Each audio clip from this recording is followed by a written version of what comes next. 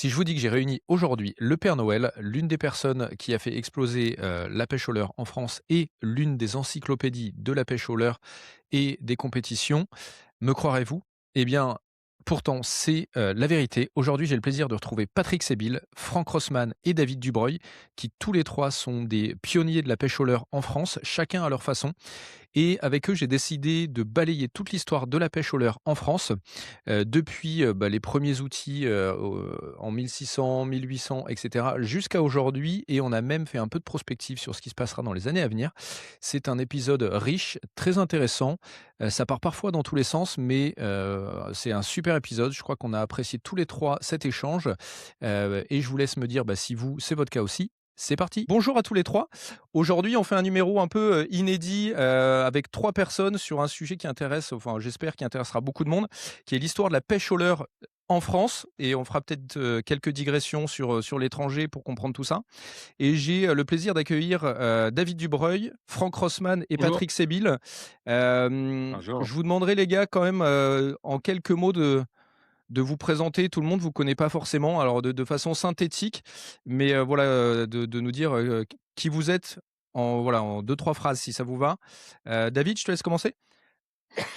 Eh bien, moi, je m'appelle David Dubreuil, j'ai 50 ans maintenant. Voilà, donc j'ai toujours travaillé dans la pêche, en fait, que ce soit au niveau des magasins.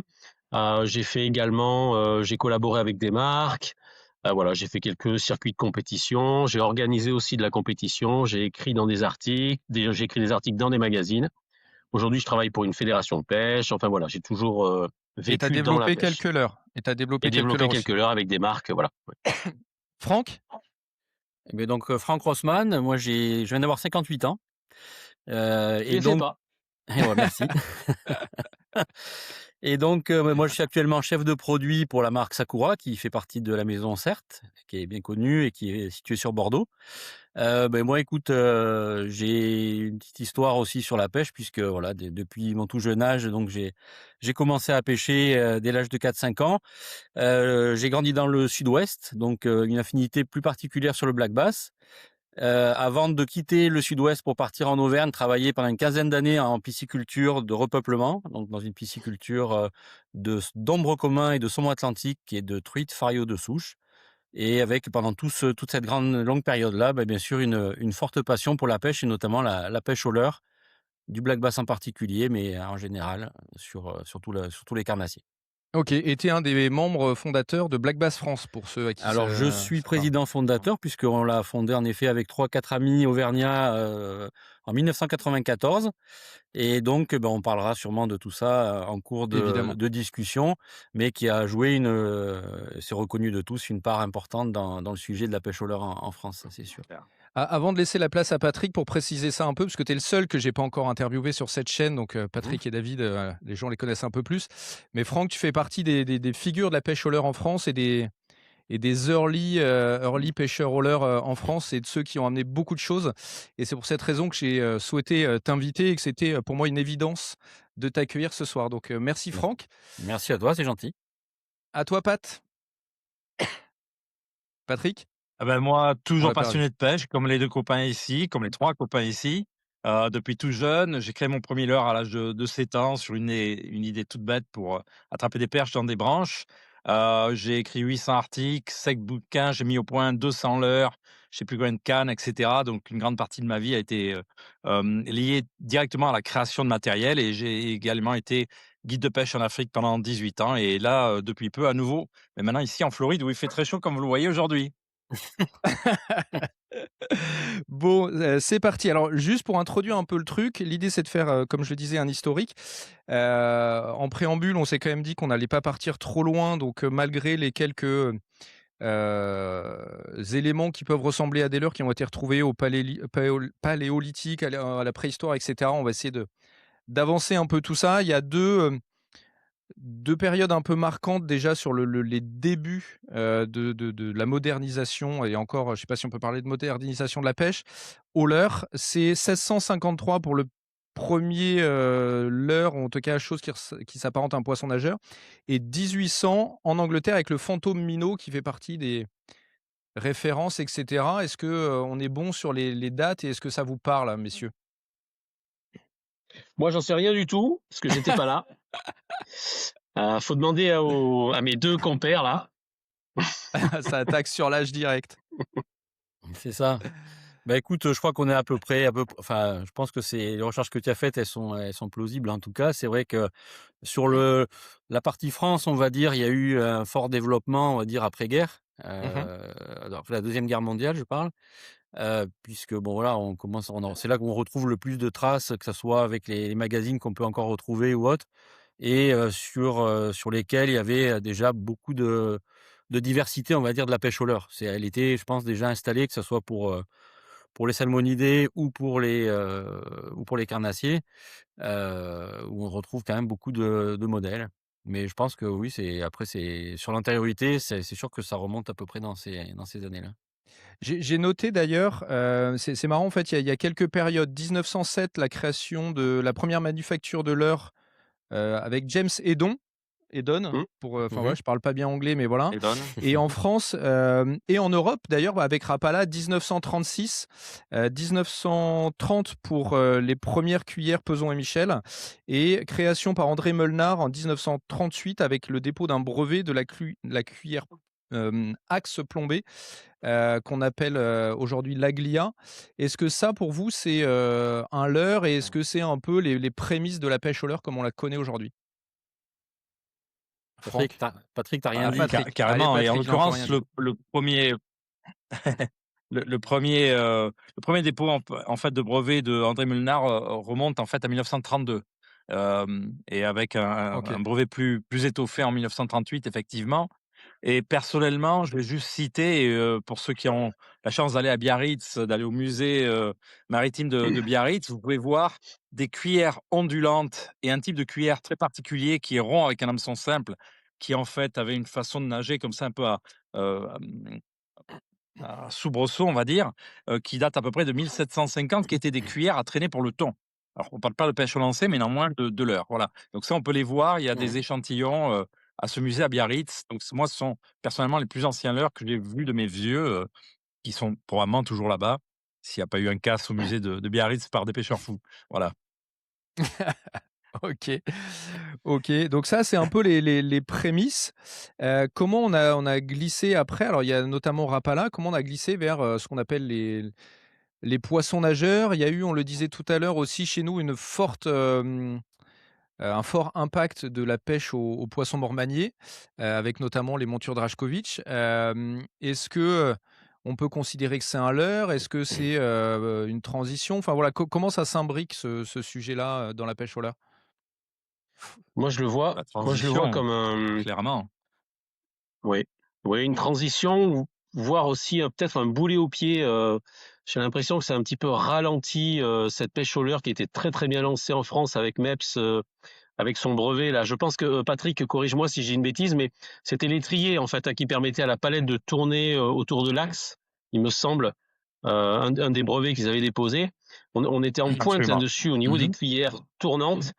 On avait Rapala qui était pas loin, qui faisait à l'époque beaucoup de leurre pour la traîne, hein, corrigez-moi si j'ai des bêtises, mais je crois que c'est ça. On avait quand même beaucoup de choses pour la pêche au leurre. On avait aussi des marques comme Floppy qui développaient des choses. On avait des Devons, on avait quand même quelque chose J'adorais. qui ressemblait, une petite ossature qui ressemblait à quand même une variété de leurre qui était un petit peu, qui s'imbriquaient les uns dans les autres. Et quand ce Mormanier est arrivé, alors corrige-moi, mais c'est quoi, années 60, années 70 peut-être?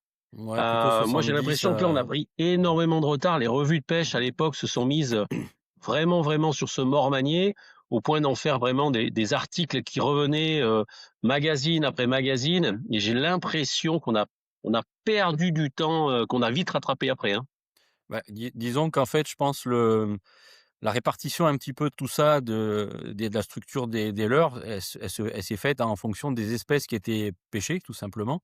Mmh. Donc en effet, à partir du moment où il y a eu, les rapalas, les cuillères tournantes et ondulantes, qui étaient disponibles sur le marché français, parce que tout simplement, je pense que les espèces les plus recherchées, c'était quoi? C'était le brochet, le saumon, qui était, très présent dans les rivières et les fleuves français. Alors bien sûr, hormis la pêche à la mouche, hein, on va rester là sur, du leurre plutôt, métallique, leurre dure, poisson nageur et cetera. et de la perche, bien sûr, donc avec, les poissons d'étang, les leurres tout simples, comme Oui, tu l'as dit Patrick, où il y avait, des pêcheurs bricoleurs qui s'adaptaient un petit peu à leur milieu, mais c'était en gros les 4 poissons les plus recherchés. Le sandre était pas encore arrivé, ou alors c'était vraiment les prémices. Le black bass, il y avait quelques populations dans certains endroits, puisque en effet, il y avait encore des bases américaines qui étaient réparties un petit peu encore sur le territoire français, hein, des bases militaires. Donc il y avait, autour de ça et feu Henri Limousin qui a été sûrement un de nos guides aussi à nous tous pour la connaissance, un petit peu des nouveaux leurres qui venaient justement des États-Unis parce que lui comme il le raconte dans ses bouquins ou vidéos, il a découvert ce black bass, dans le marais Poitevin et donc il a utilisé les leurres qui commençaient à être importés déjà, par les Américains et donc David, quand tu parles justement, du floppy et d'autres petits leurres un petit peu, bizarroïdes qu'on pouvait retrouver, on commençait même déjà à voir des leurres de la marque Arbogast et cetera, des Hawaiian Wiggler, des Hula Popper et cetera. C'est parce que justement dans certaines régions en tout cas, le black bass était assez présent pour pouvoir être pêché spécifiquement. Quand le OK. sandre s'est beaucoup développé, ben voilà, il y a des pêcheurs comme, Albert Drajkovic, Michel Naudot, Henri Limousin qui ont basculé un petit peu là-dessus parce que finalement, dans la Loire, il y avait beaucoup de cendres, dans le Rhône aussi, enfin dans quelques milieux comme ça qui étaient quand même importants et qui drainaient déjà des populations de pêcheurs, depuis longtemps. Et ben ils se sont dit: enfin voilà, à quoi répond le mieux le sandre? Avant que les leurres souples ne débarquent, on en parlera plus tard. Mais en Mmh. tout cas, voilà, le mormanier a pris cette place-là et l'a gardé longtemps parce que le sandre, le temps qu'il se répartisse vraiment sur le territoire, il s'est passé, une vingtaine d'années, 20-25 ans donc oui, voilà. C'est pour ça que je pense que c'est surtout important aussi de mettre les choses dans le contexte et effectivement, il y a plusieurs prédateurs qui vivent à différents niveaux d'eau, par exemple et le sandre a vraiment été, introduit en France par un monsieur qui s'appelait Zoltán Korchus. De mémoire, c'est vers 1954-1957 à peu près et donc le sandre a connu, comme beaucoup de nouvelles espèces quand elles sont libérées dans de nouveaux milieux, a connu une énorme, explosion Mmh. démographique et en fait, il y avait vraiment c'est pour ça que les années 60 et 70 et un petit peu le début des années 80 ont été des années incroyables. Moi, je me rappelle, être gamin, à la fin des années 70, pouvoir aller pêcher, le sandre à Parentis, avec des adultes et faire Mmh. très couramment des parties de pêche opposées, au manier, peu importe, mais de 15-20 poissons par pêcheur et il y avait vraiment beaucoup de poissons et donc je suis ce que tu disais, David, sur le fait que le manier a pris énormément d'importance et donc il y a eu moins, d'attention portée sur les poissons nageurs, les cuillères. Mais cependant, à l'époque, en tant que poisson nageur et cuillère, on n'avait pas vraiment des leurres qui convenaient bien pour aller pêcher le sandre qui est généralement plus profond, plus creux. Et donc c'est vraiment le manier était vraiment parfait et surtout il a amené cette transition du posé vers le manier parce que quand même au début les gens, ils tendaient des lignes, poissons morts, vifs et cetera.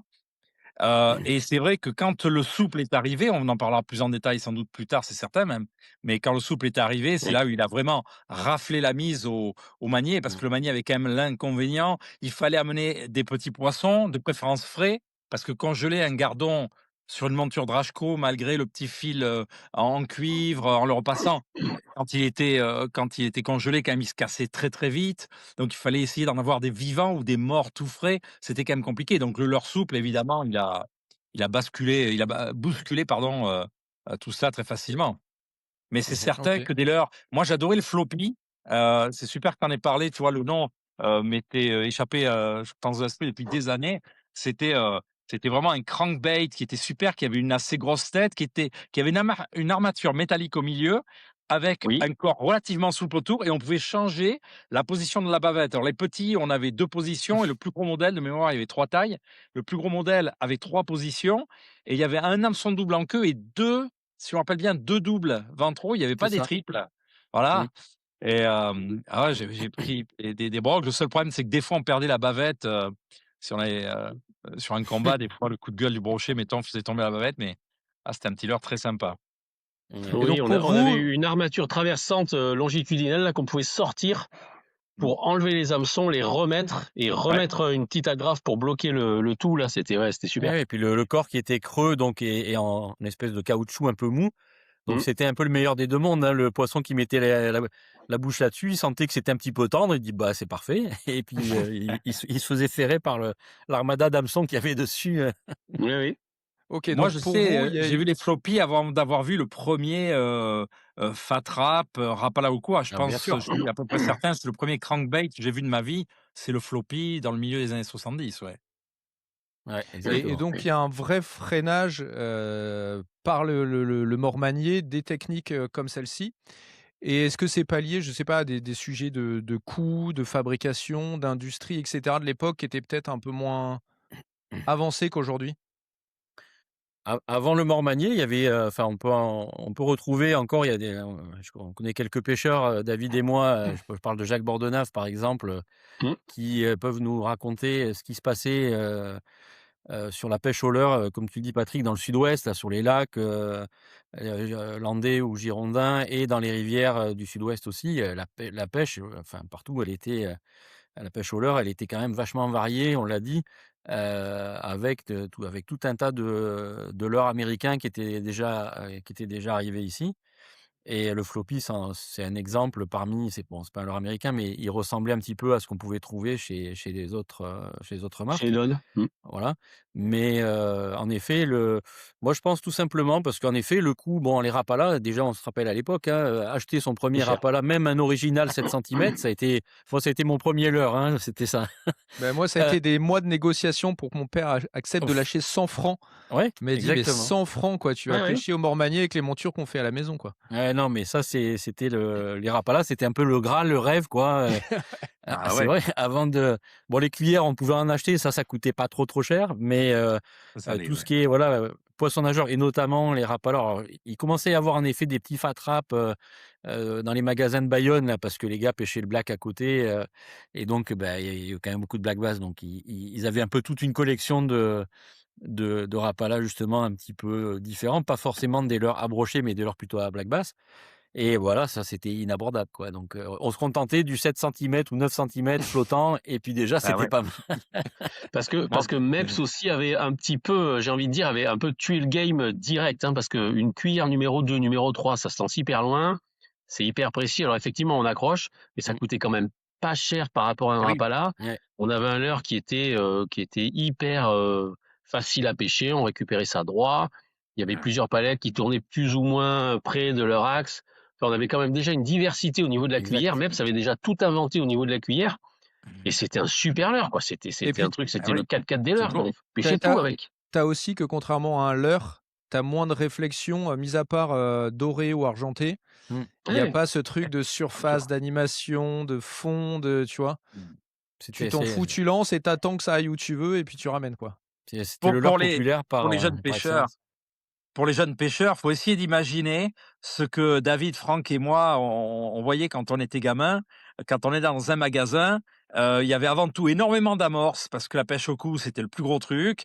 Il y avait un petit peu de matos pour la carpe et d'amorces pour la carpe, mais pas tant que ça encore à cette époque-là.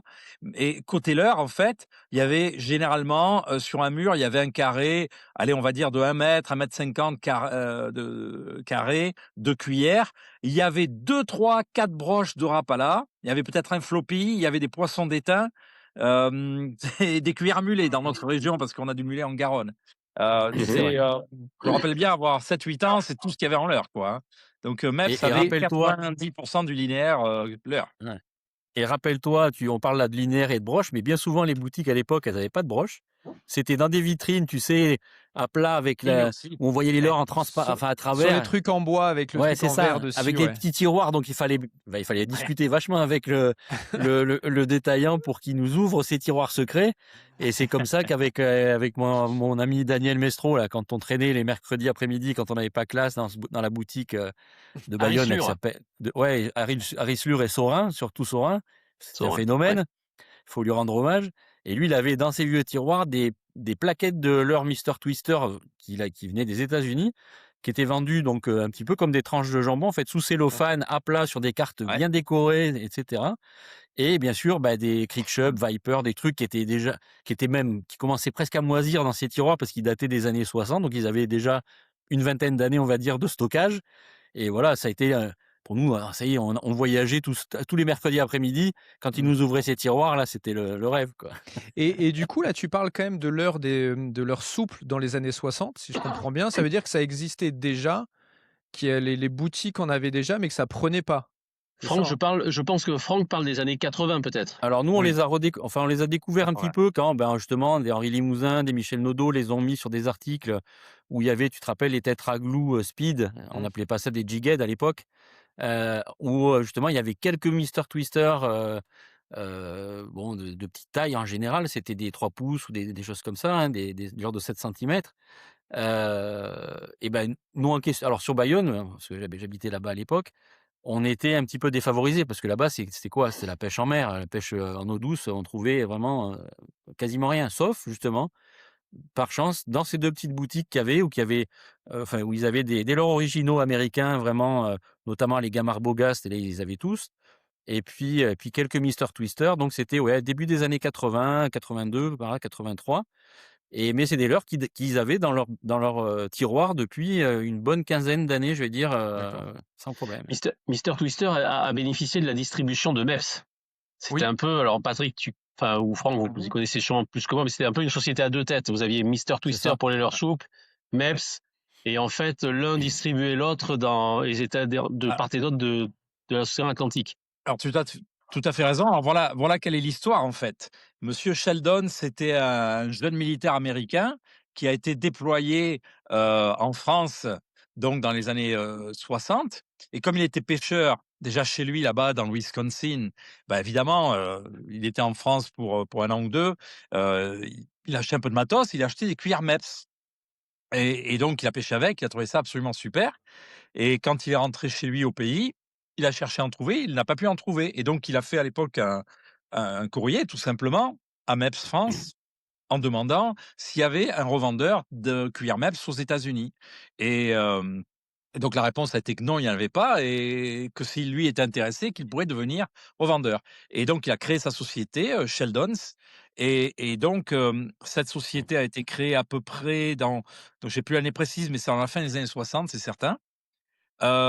Et donc il a commencé à importer les cuillères françaises, ce qu'on appelle donc ici aux US, les French blades pour le coup, et quelques années plus tard, il a eu l'opportunité d'acheter une petite société de leurre souple, que le créateur en 1974 avait inventé, donc une queue en virgule, donc Mister Twister, donc ça a été créé en Mmh. 74, et puis, de suite la société n'a pas été viable, donc le créateur l'a revendue très rapidement à Sheldon, et donc il s'est mis à distribuer Sheldon. Parallèlement à cela, le propriétaire, donc dans les années 70 de Mepps, avait 2 fils, et en fait, les 2 fils ne s'entendaient pas du tout, et donc lui, initialement, il avait prévu que ses fils prennent la suite de Mepps, et voyant qu'ils ne s'entendaient pas du tout, un seul était intéressé pour prendre la suite de Mepps, l'autre voulait, investir dans le vin.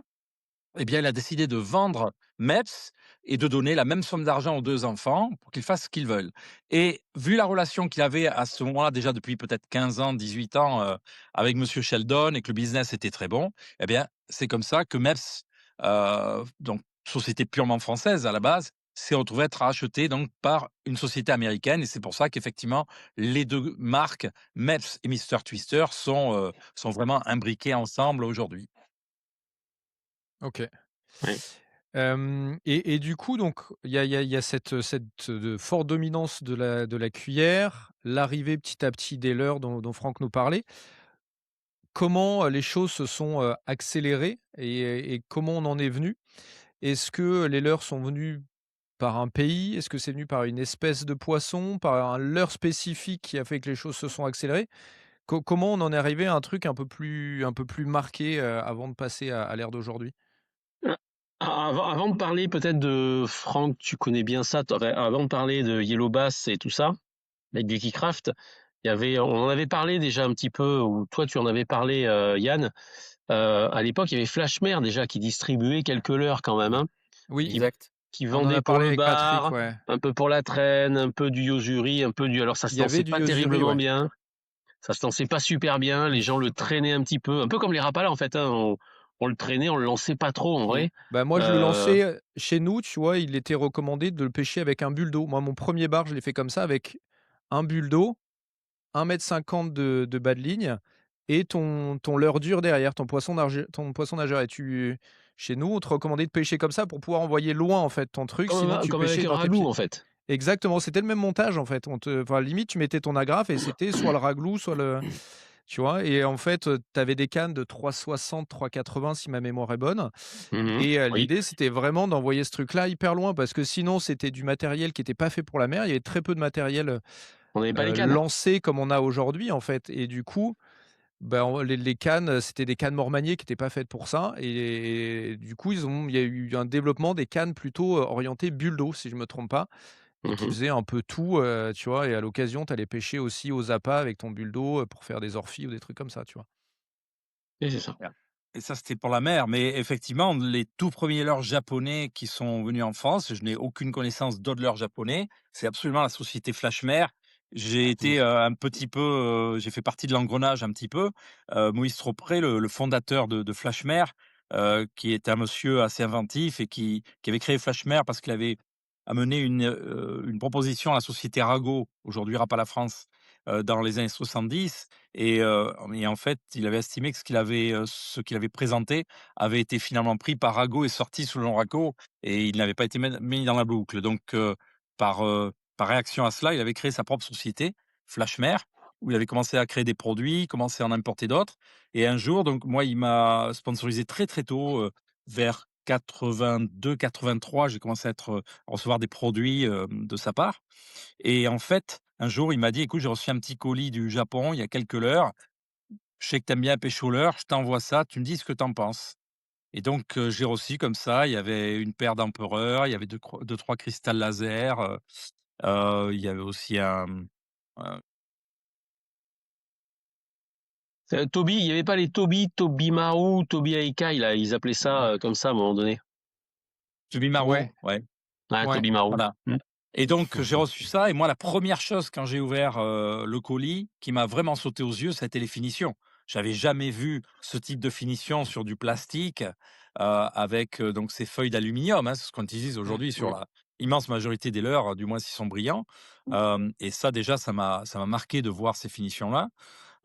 Et puis j'ai beaucoup aimé les actions de nage, franchement. Je me rappelle à l'époque, il y avait une dame qui s'appelait Anita Limon qui travaillait pour Ago et qui me suivait. Mmh. J'écrivais déjà dans plusieurs magazines, et elle m'a dit: «Mais je vois que tu en parles en bien». Parce que moi, mon feedback à Moïse Tropez, ça avait été: «Écoute, je trouve que c'est vraiment intéressant, la finition, je pense que les pêcheurs vont adorer de voir ce fini-là» et oui, franchement, les actions étaient bonnes.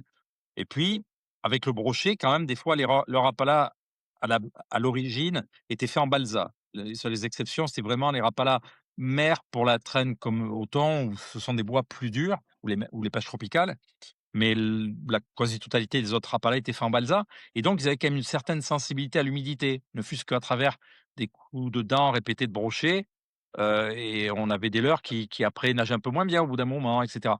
Et donc là, c'était clair qu'un leurre tout en plastique, bien scellé, où l'eau ne rentrait pas à l'intérieur, les dents de brochet ne faisaient absolument rien à cela. Donc voilà, j'avais trouvé plusieurs points forts et donc Anita Limon, qui était chargée entre autres du marketing, chez Rago, m'avait contacté en me disant: «Mais je comprends pas, comment ça te plaît, ces trucs en plastique comme ça?» J'ai dit: «Bah, écoute, moi je trouve que c'est vraiment chouette» et donc vraiment on peut dire, qu'honnêtement, c'est Flashmer qui a fait venir les premiers leurres japonais. Après il y a eu les évolutions, je vais surtout laisser Franck en parler parce qu'il connaît, vraiment de très, très près ce qui est arrivé par la suite.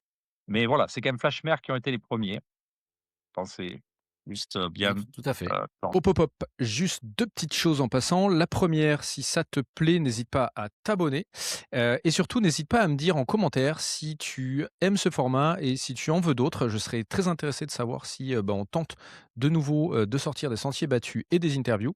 Mets-moi ça en commentaire, dis-moi, possiblement les idées que tu as. Allez, je te laisse, c'est reparti. Ouais, c'est vrai qu'on était habitué à ces poissons nageurs en bois et tout d'un coup, on voit arriver en effet alors il y avait aussi alors je sais pas si c'est quel rapport à cette boîte qui s'appelait Copémer avec Flashmer à l'époque, je sais plus si c'était, relié ou pas, mais ils avaient Non. aussi les premiers buzzbait et moi je les ai vus là-dedans, Avec, Bouya, c'est ça, hein? C'était Bouya non, qui non, non? même pas, Non? enfin Ah c'était bon? Il y avait je pense Copémer et Copé-Rivière. ouais Oui, et il y avait un Et buzzbait qui était, à l'époque, déjà dans les alors un buzzbait avec les hélices en tiens, triple hélice en plastique. Ouais, ça coûtait, 80 francs le buzzbait, enfin, tu vois, les trucs aussi, pareil, on pouvait pas l'acheter, on le regardait juste Et voilà, donc en fait, le déclenchement, il s'est fait, je pense aussi, à un moment donné, tu vois, je reparle d'Henri Limousin parce que lui, il a traversé un petit peu les différentes époques, à ce moment-là, notamment la promotion, donc tout ce qu'on a dit tout à l'heure par rapport aux cendres. Et puis à un moment donné, il s'est senti, avoir besoin de cette enfin, il a eu cette nostalgie, je pense, un peu du black bass où il a commencé à revoyager un petit peu, Mmh. en Espagne, au Maroc, et cetera. Et puis remettre un petit peu au goût du jour, tu vois? On parlait de Mister Twister avec le fameux Bass Killer qui était, on va dire un petit peu le premier spinnerbait qui a été popularisé dans ces articles. Et moi, simultanément, si tu veux, j'ai pu, enfin j'ai commencé déjà un petit peu à me rencarder sur tout ce qui se passait à gauche, à droite. Et j'avais un ami là justement qui voyageait aux États-Unis qui était dans le business un petit peu des bateaux pneumatiques. Et donc il me ramenait de temps en temps des leurres. Et donc parmi ces leurres-là, justement, il y avait des buzzbaits, il y avait des spinners, il y avait, bien sûr quelques cuillères, tournantes aussi qui ramenaient de là-bas. Et donc bon, moi passionné par le black bass depuis tout gamin, bah, je me suis dit: Ça serait quand même dommage que justement, à l'époque où on commençait un petit peu à parler du bass et de ces pêches un petit peu, plus «modernes» entre guillemets, ou en tout cas des pêches aux techniques américaines. Je me suis dit: «Bah, j'ai envie de le partager». Donc je me suis mis aussi, à la plume à écrire des articles, bah, dans la fin des années 80, donc 88 en fait au début de ma carrière professionnelle, donc avec les premiers salaires et cetera, où on peut commencer à se faire plaisir, acheter un petit peu de matériel. Et en achetant, en achetant une canne à mouche réservoir, parce que je pêchais le bass à la mouche déjà, via des poppers que mon père m'avait ramenés de Madrid. Parce qu'en Espagne aussi, bien sûr, ils avaient des bases depuis longtemps. Ils avaient aussi des bases militaires. Et donc dans les magasins comme le Corte Inglés, qui avait à Madrid à l'époque, on trouvait dans les rayons déjà des poppers à lancer, à fouetter, pardon. Nous, on n'avait pas de canne à mouche, hein, donc on essayait de lancer ça avec des petites cannes ultra légères, spinning. Bon, ça allait pas très loin, mais on se rendait compte que des fois, en cassant la croûte et en laissant le popper traîner à côté du bateau comme ça au repos, près d'un banc de nénuphar, on arrivait à prendre, bah, les basses venaient se chercher ce leurre-là. C'est là qu'on s'est rendu compte que, bah, des fois, il faut un leurre, ça ne s'anime pas, ça se laisse tranquille et ça marche très bien comme ça. Et donc par le biais, bah, d'articles et puis, petit à petit aussi par la passion grandissante et mes premiers achats faits, aux États-Unis, chez Bass Pro Shop, Cabela's, donc en Ouais. fin des années 80. Donc ça se faisait par courrier aérogramme ou par fax dans le meilleur des cas. Ouais. Bon, bah, j'ai commencé à pêcher en casting à peu près dans ces années-là, quoi. Donc Tu te rappelles, Franck, de ça? C'est toi qui m'avais donné une photocopie du ouais, bon de commande de Bass Pro Shop ouais, ouais, et j'avais fait une photocopie de ta photocopie, j'imagine, ouais, ouais, c'est ça. et j'avais passé ma première commande, effectivement, ouais. Et en fait, c'est tout con. Bon, ça, si, On va passer heu, pour des dinosaures, les mecs, hein. Le non, fax, mais il y a moitié des gens qui savent pas ce que c'est, hein. ça, je garde après les détails de l'histoire pour si on fait une petite interview plus poussée, parce que je vais pas monopoliser tout le temps. Mais en gros, si tu veux, je rencontre Hiroshi Takahashi, que tu as interviewé il y a pas Mmh. très, très longtemps. Qui est Heu, distribué par Flashmare d'ailleurs maintenant, Tiens, c'est tu assez vois? rigolo. Et bah, comme quoi. Et La donc boucle est bouclée. en 1995, 1 an après avoir fondé Black Bass France, donc lui, il était passionné, bien sûr, il t'a raconté un peu son histoire de pêche au cou et cetera, et aussi de pêche du black bass. Et donc, bien sûr, en France, à l'époque, bah, il y avait pas beaucoup d'interlocuteurs, pour pouvoir discuter, on va dire, à niveau égal de la connaissance des leurres américains. Alors les leurres japonais, je les connaissais pas vraiment encore, à part en effet les quelques leurres, qu'on trouvait en France, par la marque Yosuri. Hem Et donc, eh beh, il me dit: «Bon, ben, on se rencontre». Je l'amène pêcher justement dans un lac, à côté de Bayonne là-bas. Un superbe lac qui lui rappelle son Japon, bien sûr, natal, avec, les arbousiers, les pins, donc quelque chose de, même au mois de mars où il y avait toujours de la verdure, et bien sûr les diables verts qui étaient sous l'eau. Donc il a dit: «Bon, ça va, on va faire quelque chose ensemble». Et là, il a commencé à importer ces leurres, par la société Yellow Bass, donc les leurres Lucky Craft et autres, puisqu'il avait tout un tas d'autres marques qui étaient dans sa boîte de pêche. Et puis voilà, moi je l'ai suivi à partir de ce moment-là. Donc conjointement, on va dire avec Black Bass France, où, beh, pour le pêcheur français, j'ai essayé de regrouper des passionnés du black bass, auxquels sont venus s'agréger des pêcheurs au leurre ou qui avaient envie de découvrir la pêche au leurre. Mais au départ, et David fait partie des premiers adhérents qui a rejoint l'association.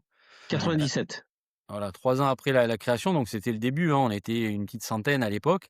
Bah, grâce à cette association, par le biais du bulletin de Black Bass France, qui existe toujours d'ailleurs, qui était notre petit magazine, à l'époque, tapé à la machine, fait à la photocopieuse et avec des photos collées, enfin bref, tout un truc artisanal.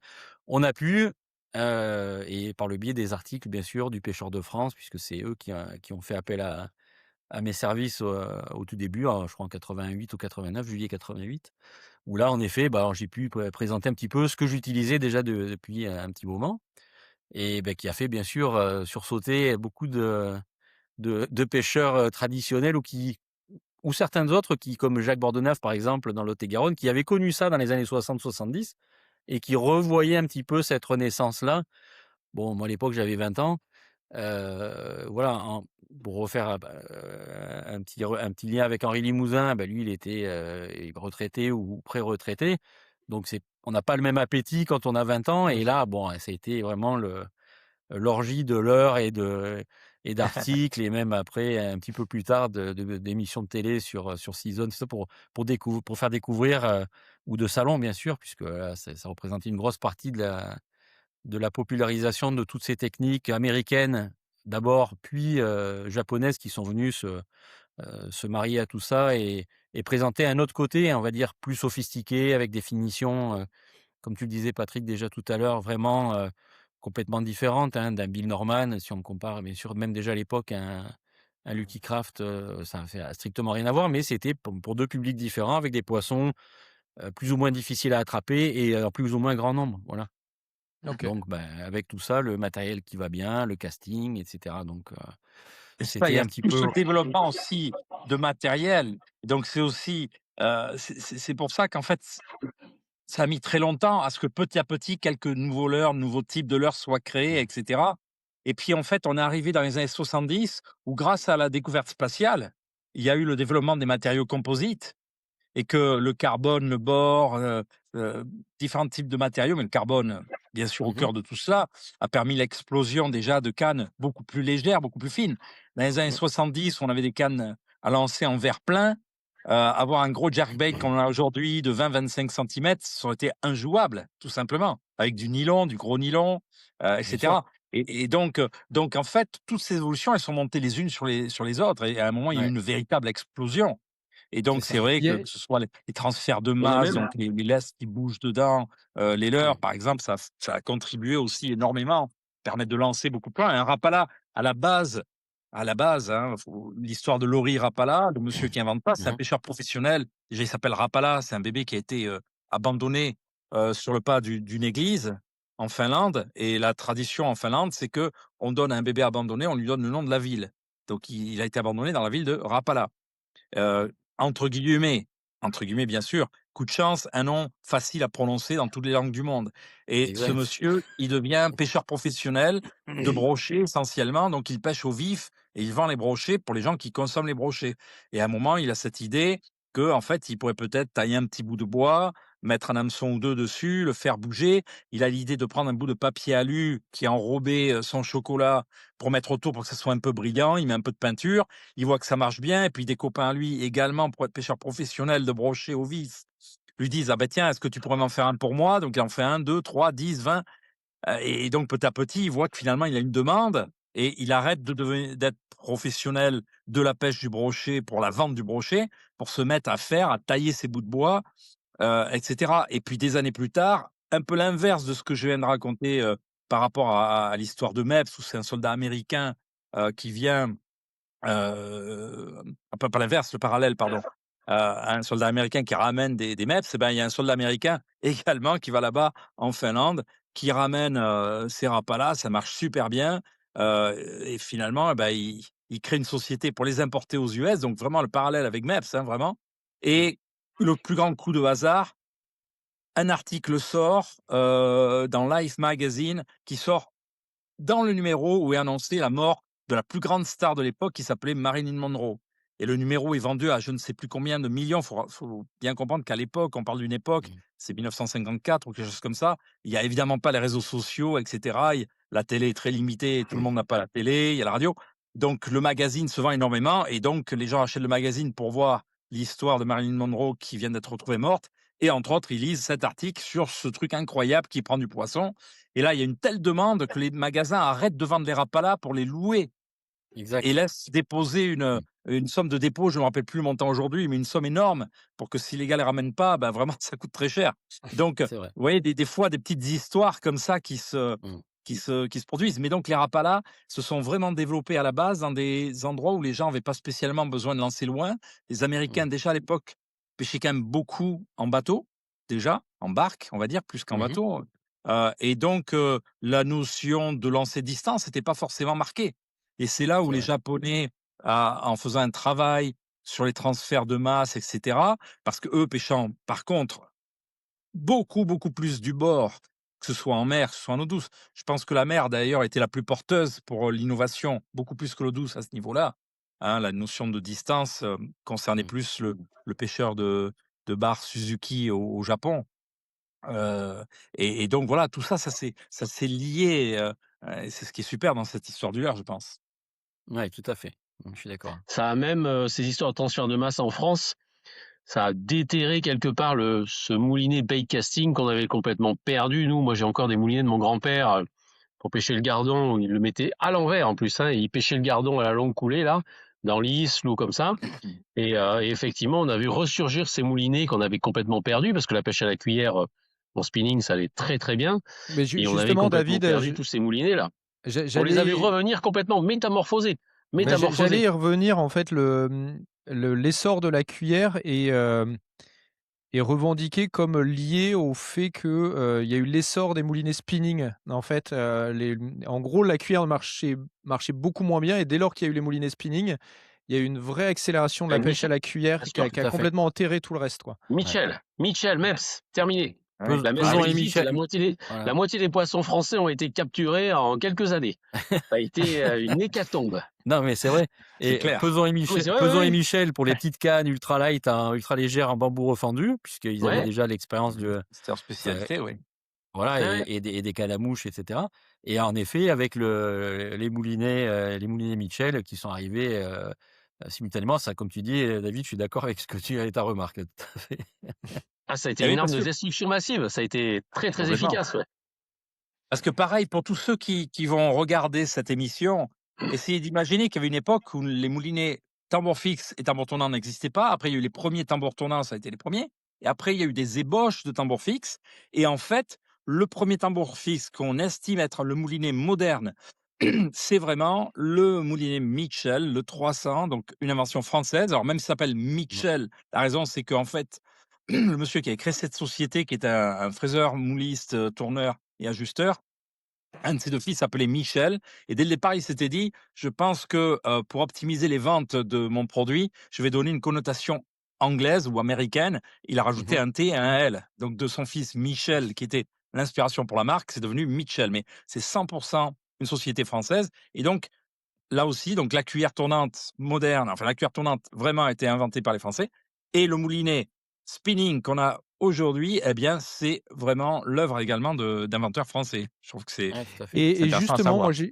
j'ai une question, là-dessus. On se rend compte que sur, bah, la cuillère, le moulinet, il y a quand même quelques innovations dont on est à l'origine. Comment ça se fait qu'on ait un peu perdu ça après? Sans offenser, ceux qui ici travaillent au développement de produits. Comment ça se fait qu'on ait perdu un peu ce leadership? Ouais, est-ce qu'on l'a perdu déjà? Si oui, comment et pourquoi et quand? Parce que là, Franck parlait du tournant, la fin des années 90, début des années 2000 où il y a une vraie accélération. Est-ce qu'à ce moment-là, on a perdu cette innovation-là en allant chercher, d'un côté le Japon, d'un côté les États-Unis qui sont avec quand même les 2 marchés qui nourrissent depuis de nombreuses années la pêche au leurre en France? Sachant qu'on est quand même le troisième. J'ai vu à l'échelle mondiale, on est quand même le troisième marché, sur la pêche au leurre, a priori, derrière ces 2 pays-là. Enfin, est-ce qu'on a perdu ça? Loin Si oui, derrière. comment et pourquoi? Oui, oui, il doit y avoir, bah, oui, quand les États-Unis Ouais. doivent être loin, loin devant, ouais. La désindustrialisation. Voilà. Enfin, la Ouais? Ah oui. désindustrialisation.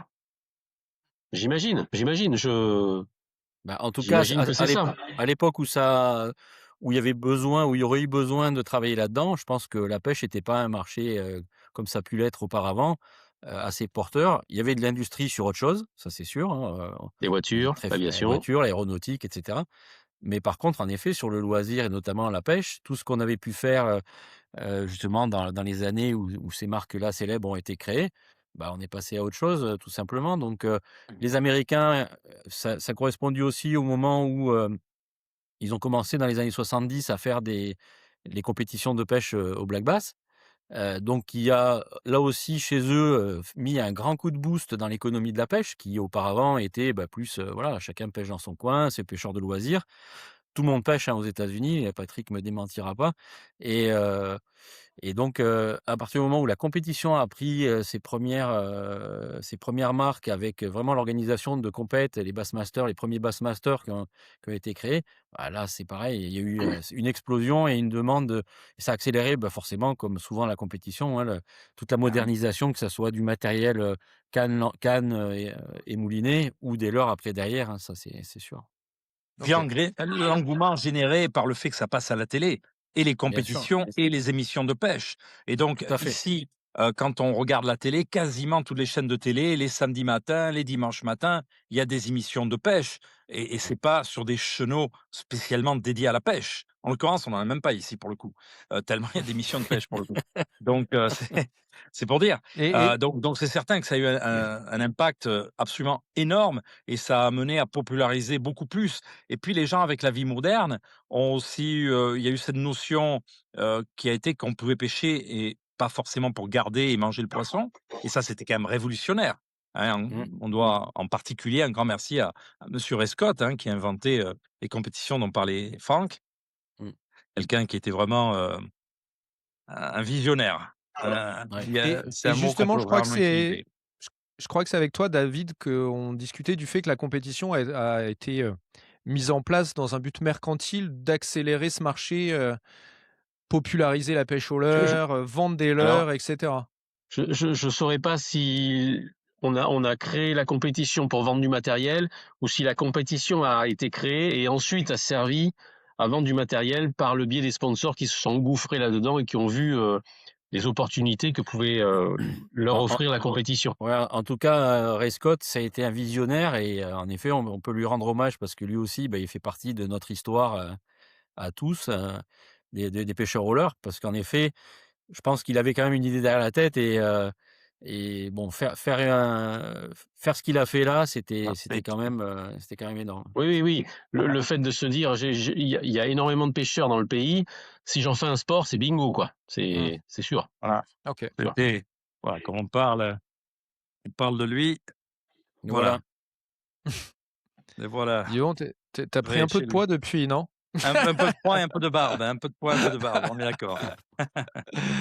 OK. Ouais, c'est Et bon, bon, Hem voilà, et c'est et quelqu'un non mais, et comment la je vais juste donner une petite précision vas-y, pour le coup, parce que vas-y. moi j'ai assez bien connu Ray, j'ai passé plusieurs fois des vacances chez lui, et il était, je suis un peu bavard, je le reconnais, et il était assez intarissable comme personne aussi et mmh, hem et carrément en fait, lui, il a pensé pouvoir faire un très bon business, il a surtout pensé que ça allait être les droits de retransmission télé qui allaient lui permettre de très bien gagner sa vie et en fait, il y a un monsieur qui était un des premiers compétiteurs, dont le nom est Johnny Morris, qui lui exactement, s'est j'allais le dire, dit: ouais. «Oh, mais en fait là, les gars qui se mettent à faire de la compète, ils prennent ça au sérieux» Voilà, c'est et lui qui a comme, pris la c'est ça. voilà, donc en fait, c'est un des compétiteurs qui lui a capté que ça pouvait être un énorme véhicule pour vendre du matériel de Mmh. pêche et il s'est carrément arrêté de la compétition pour se mettre à bloc dans son magasin qu'on connaît, je pense, un peu tous maintenant, on en a parlé tout à l'heure, Bass Pro Mmh. Shop. Bass Pro Shop est né des compétitions créées par Ray Scott. Exactement. OK. Ah ouais, gros Et accélérateur donc, parce que Bass Pro Shop, c'est immense. Il a mais C'est racheté oui, 19 Cabela's milliards derrière, de ouais. dollars de chiffre d'affaires annuel. Je me souviens d'ailleurs de pour que les gens comprennent un peu, les perspectives par rapport à la France. Je me souviens d'une discussion avec Patrick sur les développements de l'heure il y a quelques années où je parlais du marché français. Il me dit: «Mais Yann, le marché français, c'est un Bass Pro Shop aux États-Unis». Alors je ne sais pas si c'est réellement la dimension, mais on se rend compte quand même la différence de ce qu'on représente à l'échelle de ce marché qui est colossal. Combien tu as dit, Patrick? Parce que je parlais pendant que tu as parlé, donc j'ai pas entendu. Désolé. Le chiffre Non, c'est d'affaires moi. du groupe Bass Pro Shop, c'est 19 milliards de dollars annuels. Donc ce n'est pas uniquement du matériel de pêche, c'est également des bateaux, puisqu'ils possèdent plusieurs marques de bateaux en propre, hein, qu'ils ont pour certaines Mmh. créées, pour d'autres rachetées. Ils ont également, Mhm. mince, j'ai le nom sur le bout de la langue, ils ont une marque de moteur, mince, les moteurs noirs, c'est à flûte. Bon, c'est pas Une marque de Yamaha moteur? évidemment. Oui, oui, oui, ils Mercury? possèdent, Mercury, voilà. Ils ont Mmh. racheté Mercury, donc Mercury fait partie D'accord. également du groupe. Donc c'est un truc énorme. Ils ont racheté Cabela's. Voilà, de toute façon, je crois qu'on peut dire que le groupe Bass Pro, aux États-Unis, dans la pêche, maintenant, ils ont tout. Ah bah Non, oui, mais bah, c'est vrai. Johnny Morris, je l'avais vu publier l'an dernier, est un des 50 Américains les plus riches. Mmh. Voilà, c'est un Et Et grâce comment à la ça, pêche, ça, littéralement. comment ça a influé sur nous, sur la pêche en France qui était le sujet? Quel impact ça a eu sur nous là-dessus? C'est quoi? Ça a apporté des nouveaux produits, des nouvelles techniques? bah, oui. J'ai le sentiment, moi, que depuis quelques années, il y a quand on parle depuis tout à l'heure du début, il y a ce côté, il y avait un petit peu de tout et j'ai l'impression quand même que depuis quelques années, c'est plutôt des vagues avec des techniques qui arrivent comme, le chatterbait à un moment donné et Là, cetera. là, Est-ce que je me trompe? moi, je trouve que la compétition, elle a structuré l'offre. C'est-à-dire qu'en fait, on avait enfin une boîte à outils qui était complète. Les compétiteurs développaient des techniques, développaient des cannes, des moulinets, des ratios, des fils, des tresses, des lignes, des fluorocarbone. Mmh. On avait une boîte à outils qui enfin était complète. Jusqu'à présent, on avait un puzzle avec quelques pièces qu'on arrivait à assembler. On Mmh. y arrivait, hein, le moulinet Mitchell, la cuillère, la canne en fibre de verre ou en bambou, on y arrivait, mais c'était très très parcellaire. La compétition nous a donné la mallette complète et le pêcheur moi, j'étais jeune pêcheur, moi, mon but, c'était de remplir ma caisse à outils avec tout ce qu'il fallait pour pouvoir tous les crankbaits, tous les leurres surface, toutes les catégories, le bon moulinet, le bon ratio, le bon fil qui va avec, tout, jusqu'au bateau, jusqu'au 4x4, jusque tout en fait, tout. C'est ça, C'est-à-dire qu'ils ont absolument. inventé un système global. Ils ont Mmh. inventé un système global. Et Ouais, effectivement, plus une nous, on avait un vision système d'ailleurs. parcellaire. Plus qu'une vision même, enfin, ils ont imposé un style, presque un art Ah de oui, oui. vivre, autour de Beh, ça. c'est un style dont les Japonais se sont inspirés parce que tous les bass-boats et cetera, ils sont venus des USA, en gros. Après, ils ont fait, il y a des marques, japonaises qui ont pris la suite derrière et cetera, mais ça part vraiment de là et pour dire ce que ça représentait, pour moi, c'était ma vie. C'est-à-dire quand je découvre Bass Pro Shop en 1990, là, je dis: «C'est là, il se passe quelque chose, quoi». Il y a un truc. Quand je reçois le premier petit catalogue, tu sais, ils ont leur master catalogue là qui bien sûr, qui est la bible à l'époque des pêcheurs rollers, mais en France, on est très, très peu à le connaître forcément. Moi, je reçois le premier catalogue, c'est un petit catalogue saisonnier du printemps. Donc déjà, je vois ce qu'il y a là-dedans, je dis: «Mais attends, voilà». Mmh. Je lui dis: «J'ai jamais Je vu l'ai ça». reçu il y a 2-3 jours. Exactement et donc quand je reçois ça, plus l'abonnement aux revues, InFisherman, Bassmaster qui continue, bah, déjà de me perfectionner en anglais, parce que quand on apprend une langue, bah, quand on l'apprend en lisant sa passion, ça va tout de suite plus vite, hein. Moi quand on reçoit des stagiaires à la boîte, et que je leur dis: «Comment ça marche avec les langues?» «Oh bref, c'est bon, attends, je vais te dire quel magazine il faut que tu achètes, tu vas voir, tu vas apprendre l'anglais en 5 minutes». Bon, maintenant il y a les réseaux sociaux et tout ça, mais le magazine, ça ancre encore plus le savoir et tu apprends beaucoup plus vite donc voilà le Bass Pro Shop, c'était une sorte de bible et comme l'a dit tout à l'heure, David, pour l'avoir, il fallait oser, écrire un fax à l'époque ou même des fois même les appeler pour essayer d'avoir les informations, de recevoir le catalogue et puis, Écrire bah, son là numéro de carte bleue dans les cases et Oui, l'envoyer dans le oui, fax. Et prier oui. pour que ton compte soit pas débité entièrement. voilà et quand Une tu as le chose qui était livreur dingue, c'est que pendant ouais, des années, ils n'avaient pas capté qu'il y avait une zone grise et qu'ils ne chargeaient pas les frais d'envoi. Moi, je rappelle tout avoir à commandé pendant ouais, plusieurs années parce que, bien sûr. à la base, ils faisaient ça pour avoir des commandes venant des États-Unis. Donc, ils marquaient s'il y avait un minimum alors je vais dire n'importe quoi, $50, Mmh. frais d'envoi gratuits. Oui, Et oui. donc, Ah ils oui, n'avaient c'est pas. vrai. Tu te rappelles de ça? Donc, pendant On Ouais, 4 faisait ou des tout à 5 colis de fait, moins années de au moins. 50 $. On faisait des après colis Ouais, ils de ont moins de 50 passé dollars. passé voilà. à 50 $ et c'était Bah, moins après, drôle. ils ont compris que ça allait pas, hein, parce que moi, j'ai commandé des Mais glacières, j'ai commandé, j'avais commandé du matos Et à Bass Pro à et l'époque, hein. juste, moi, ça m'occasionne une réflexion. Là, on parle beaucoup de leurre appliquée à la pêche du bass. enfin voilà, d'un vrai, un vrai point commun. Nous, on a quand même d'autres espèces. Le black bass, il est, pas partout en France, pas dans des quantités, délirantes et cetera. Est-ce que ça n'a pas occasionné sur certaines techniques un retard? Je vois notamment sur la pêche du brochet avec le big bait, les gros jerkbait venus des pays, nordiques et cetera. Est-ce que, cet engouement pour, les pêches, qui peuvent paraître pour être des pêches plus fines rapportées au brochet, est-ce que ça a eu un impact, Les oui, positif, oui, je te négatif? rejoins. Les leurres à black bass ont fait au brochet ce que le sandre a fait à la pêche du black bass. C'est-à-dire pendant longtemps, on l'a fait, on a vendu, moi j'ai vendu des leurres à black bass pour pêcher le brochet. Bien sûr. C'était redoutablement efficace, hein. C'était super. Mais effectivement, quand la compétition, alors peut-être que moi l'analyse que je fais c'est ça, c'est peut-être que quand la compétition est arrivée en France, les compétiteurs se sont mis à cibler quand même les brochets. Et là, tout d'un coup, de nouveaux leurres sont apparus. Et là, les Français n'ont pas été mauvais non plus, parce qu'il y a quand même quelques catégories de leurres qui ont été créées, notamment des leurres à palette. Alors, ça existait déjà, hein, des spinbait, mais enfin, un petit peu plus, taille un peu plus grosse, un petit peu plus lourd pour certains lacs. Et effectivement, les leurres à brochets se sont développés derrière, mais quand même, ça n'a rien à voir avec l'offre pléthorique que demande la pêche du black bass. Mais effectivement, on a développé des leurres à brochets spécifiques à ce moment-là, ouais. Mais une fois qu'on avait digéré, Mais j'ai l'impression, une fois qu'on ouais, avait quand même bien digéré cet afflux de leurres à black bass, ouais. mais ça a été fait quand même assez tardivement en effet. Et entre-temps, et là je rejoins un petit peu, l'interview de Hiroshi, les leurres que lui il importait, ils ont été d'abord utilisés par les pêcheurs de bar. Oui. C'est-dire que Ah bah, je confirme. le flash minnow et le sami, bah, Et bifreeze, le bifreeze et le aussi. bifreeze, mais ça a été vraiment, une redécouverte aussi ou ou un approfondissement, une modernisation de la pêche du bar parce que des leurres dures à bar, il y en avait déjà, des leurres Mmh. souples, il y en avait aussi, mais avec cette approche-là, on va dire de pêche, plus fine avec des leurres, ouais, pareil très détaillées, avec cette action qu'on connaît sur ces stickbait ou ces minnows. C Voilà, il y a un pas le bas, ça a apporté tout ça. Bon, moi, je me suis occupé de la l'eau douce, à mon niveau avec BBF et cetera.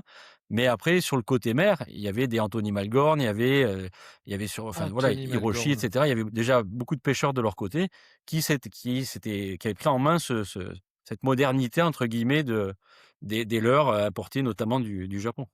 Bah, ce que Alors, disait je dirais Hiroshi que quand même sur la vas-y. je dirais que sur le bar, déjà, on doit là aussi revenir au nom d'un grand monsieur, et c'est monsieur Rago. Parce que monsieur Rago, il invente, à la base, il invente 2 leurres, clés de la pêche en mer. Mmh. Il invente la mitraillette. Alors aujourd'hui, dans le monde entier, on achète des choses qui s'appellent des sabiki. Alors Patrick, je te coupe, Ouais, mais j'ai eu cette discussion chez Flash-Mer il y a quelques jours. A priori, il ouais. l'aurait piqué à Flash-Mer, la mitraillette. Bah, C'est écoute, le monsieur dont tu parles. En fait, c'est son premier business, comment il s'appelle, le fondateur de ouais, Flash-Mer, là, dont tu parlais tout à l'heure. J'ai, André Moïse pour la Arago. Tropret. petite his en Non, Moïse de Moïse, Flash-Mer. Moïse Tropret. Ah, Moïse Oui, Tropret, oui, oui, en fait, Flash-Mer. alors c'est dans la ville, collée à la ville où j'habite et j'ai eu la chance Ouais. d'aller visiter, je les remercie d'ailleurs. Et du coup, ils m'ont raconté un peu l'histoire de comment ils coulaient et cetera. Et en fait, il était pas pêcheur et c'est en voyant les gens sur le bord de la digue pêcher ça et se galérer sans mêler qu'il a créé ça. Et a priori, il y a eu des histoires ensuite avec Rago qui lui auraient, qui se serait fortement inspiré ou voilà, Alors de écoute, moi de la l'historique, j'ai de pu le trouver parce qu'André Arago invente la mitraillette en 54. Donc, si tu veux, moi j'ai pas eu ni quand je parlais avec, Moïse Tropret, il m'avait parlé d'autres choses, donc je me rappelle plus bien pour être très ah honnête, bah, mais ça me écoute, fait pas alors j'ai tilt. peut-être mal compris et j'irai creuser. Voilà, ça me fait pas tilt que ce soit lié, mais bon, Mmh. voilà, ça me fait pas tilt que ce soit lié. Mais par contre, il y a donc, et j'ai un petit trou de mémoire, cette marque d'hameçon japonaise, je t'en avais parlé l'autre jour quand on avait Gamakatsu? parlé de C'est cette pas émission. Gama Non, pas Gamakatsu pour le coup. Bien, hem, celle-là, il aurait pas oublié, hein. Non. Ouais, j'aurais pas oublié celle-là. Non, une autre, mais ça va me revenir. Ça va me Heu, revenir, ouais. qui BKK, qui mais qui japonaise. qui vient japonaise, oui.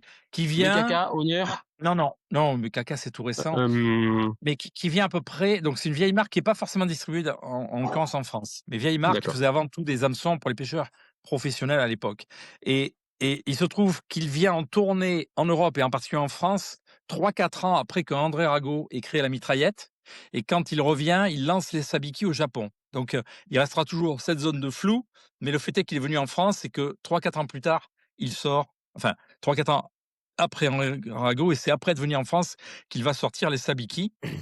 Et donc il semble quand même, raisonnable d'imaginer que ce soit donc bien une invention française, donc la mitraillette. Et l'autre invention, c'est le raglou. Mmh. Donc leurre souple avec, palette caudale, qu'il crée de mémoire en 58 ou 60. Donc oui, le paddle tail, hein, qui est aujourd'hui, Mmh. on peut dire globalement le type de leurre souple le plus vendu, eh bien Mmh. j'ai pas trouvé de trace que ce fut créé avant André Rago. Donc je l'affirme pas complètement, je dis juste j'ai pas trouvé de trace que le paddle tail ait été créé avant lui. Et tout à Mmh. l'heure, je citais d'ailleurs Mister Twister qui vient avec cette invention de la virgule. Il se trouve que j'ai une très grosse collection de la pêche et les poissons, toute la pêche au bord de l'eau, donc des vieilles revues françaises.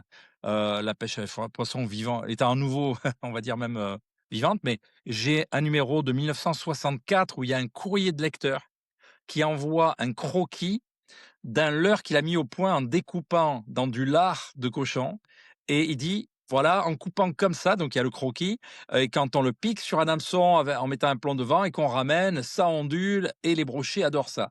Eh ben, je vous le donne en mille, la forme qu'il a eu, l'idée, ce lecteur, c'est, la forme de la virgule. Donc 10 ans avant que Mister Twister ne sorte cela, et je dis pas que l'inventeur, le créateur Mister Twister, soit tombé sur un numéro de la pêche et les poissons avec ce courrier de lecteur. Mais bon, c'est quand même intéressant. Je pense que souvent des gens ont eu des idées de leurre d'ailleurs, qu'ils aient faites ou non des prototypes eux-mêmes, qui ont pu précéder, la création officielle du leurre en question et qu'on puisse Bien la sûr. trouver. Et je vais finir sur la Mmh. partie mer pour qu'il y ait, un petit peu ce développement, Mmh. sur un leurre qui a été très important dans la pêche au bar pendant très longtemps, c'était le poisson à hélice. Mmh. Le Big Big, Et ouais. le Big Big, voilà. Donc raconté lors d'une partie de pêche avec Ange Porteux, qui était, donc un monsieur, pour ceux qui ne connaissent pas, qui était vraiment très, très fameux pour la pêche au bar et en particulier avec le Big Big, Chez qui Certes? passait pour être son invention. Alors non, le Big Big, c'était avant ça, c'était chez Rago justement qu'il avait Oui. sorti, puisqu'il D'accord. était pas très loin de Loudéac, où était basé à l'époque OK. Rago. Mmh. Hem et en fait, c'est lui qui me l'a raconté. C'est qu'en fait, dans les années 50, début 60, il voit un militaire américain qui était en train de pêcher et qui avait un mirolure, un poisson. Donc mirolure, c'est une marque américaine, une marque, texane, Mmh. et c'est des petits poissons à hélice qui, à la base, ont été développés pour prendre les redfish et les sea trout, ici dans les secteurs lagunaires, du golfe du Mexique et du sud de la partie atlantique. Et donc le gars pêche avec ça. Ange l'a vu prendre, des barres et ça lui a donné l'idée et comme il était très manuel, il s'est mis à en tailler lui-même dans du buis. J'ai encore, dans la maison de ma mère, des morceaux de buis, donnés par Ange lui-même. Il a taillé ses propres hélices et il a fait surtout des plus gros et des plus lourds qui permettaient mieux de se lancer parce que les mirolures, c'était à peine des leurres qui pesaient de mémoire dans les 17 grammes. Donc forcément très limité en termes de lancer, surtout avec le matériel qui existait à l'époque, hein. Mmh. Voilà. Et donc là, manifestement, une origine américaine pour quelque chose qui est devenu, pendant 25 ans, le leurre dur de C'est base, ça. du pêcheur en mer au bar, quoi. Mmh. Mmh Tout à mh. fait. Ah oui, c'est pour ça. Mmh. Et OK. Bon, on est allé un peu à différentes époques et à différentes, Ce voilà. qui ce qui reste intéressant, c'est que la pêche au leurre, elle a quand même suivi, les évolutions des technologies, des matériels mis à disposition. On est passé du plomb, on est passé au tungstène. Ça a toujours suivi, en fait. Il y a toujours eu une Mmh. courbe qui a suivi de très, très près. Là, aujourd'hui, les leurres comme ils sortent aujourd'hui au niveau réalisme, enfin au niveau finition, c'est quand même magnifique et voilà, ça a vraiment suivi. OK, et du coup, entre, les années 2000 et maintenant, il y a une forte, forte accélération.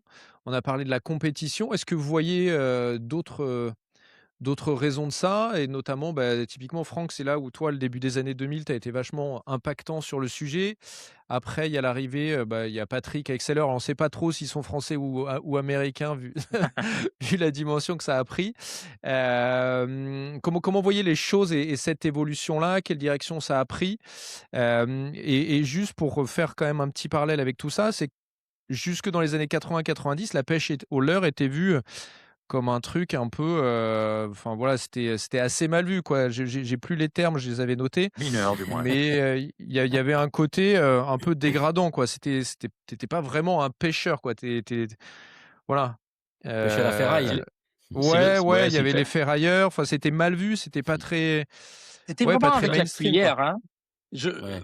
Quand j'ai vu ce genre de remarque, c'était par rapport aux gens qui pêchaient la cuillère. J'ai pas souvenir, et vous me dites les copains si vous voyez ça différemment, j'ai pas Oui, souvenir que c'était lié aux leurres dures en heu, bois ou en leurres souples. C'est vraiment la cuillère. c'est Il y a enfin, il y a pas eu ça ça entre les gens du Magnier et qui avaient un peu du mal à lâcher le truc, les vieux là et non? non, Non, et après si tu veux, pour, reparler un petit peu de la compétition, là, quand on a fait un peu nos premiers concours en France avec Laurent Poulain, pas relou. à Parolou, voilà, donc c'était Tu avais en fait un 2000, Sandro spinnerbait, toi? ouais, Là, il y a de Ça, je m'en l'historique. rappelle celle-là. 99 et 2000, Tu pas au courant, Franck, mais David note toutes tes prises à chaque fois que tu vas à la pêche. Il Ah, a mais il il a un gagne la petit compète, carnet. il fait vous faites quelques brochets, donc moi ça m'étonne pas, mais quand même un cendre au milieu, faut pas déconner quand même. donc à ce moment-là, si tu veux, en effet, on a eu quelques regards un peu noirs de de la part des autres compétiteurs qui pêchaient, bah, pour la plupart dans ce challenge-là qui était, ouvert un peu à toutes les techniques. Bon, là, en l'occurrence, c'était une épreuve spéciale de la pêche et les poissons où justement c'était que de la pêche au leurre et cetera. Donc en effet, on était passé un peu pour des extraterrestres, avec, sur les spinners qui pendaient au bout des cannes sur les sions et avec le petit basse-botte à Laurent qu'il avait bricolé à l'époque.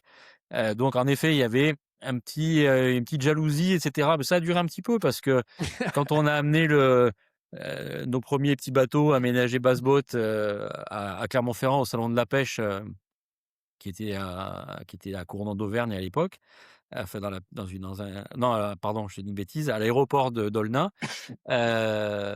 Donc juste à côté.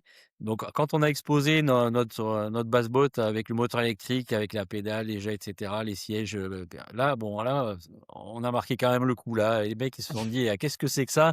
Et en effet, il y a eu quelques insultes qui ont volé, je me rappelle la première fois. L'année suivante et l'année d'après, ils s'étaient bricolé à peu près la même chose. Ils s'étaient dit: «Finalement, c'est pas mal».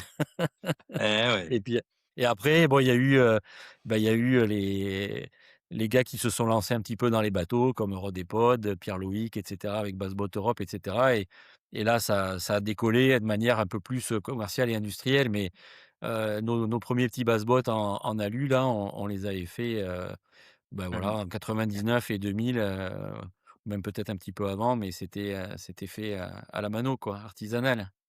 Mmh. OK. Mmh.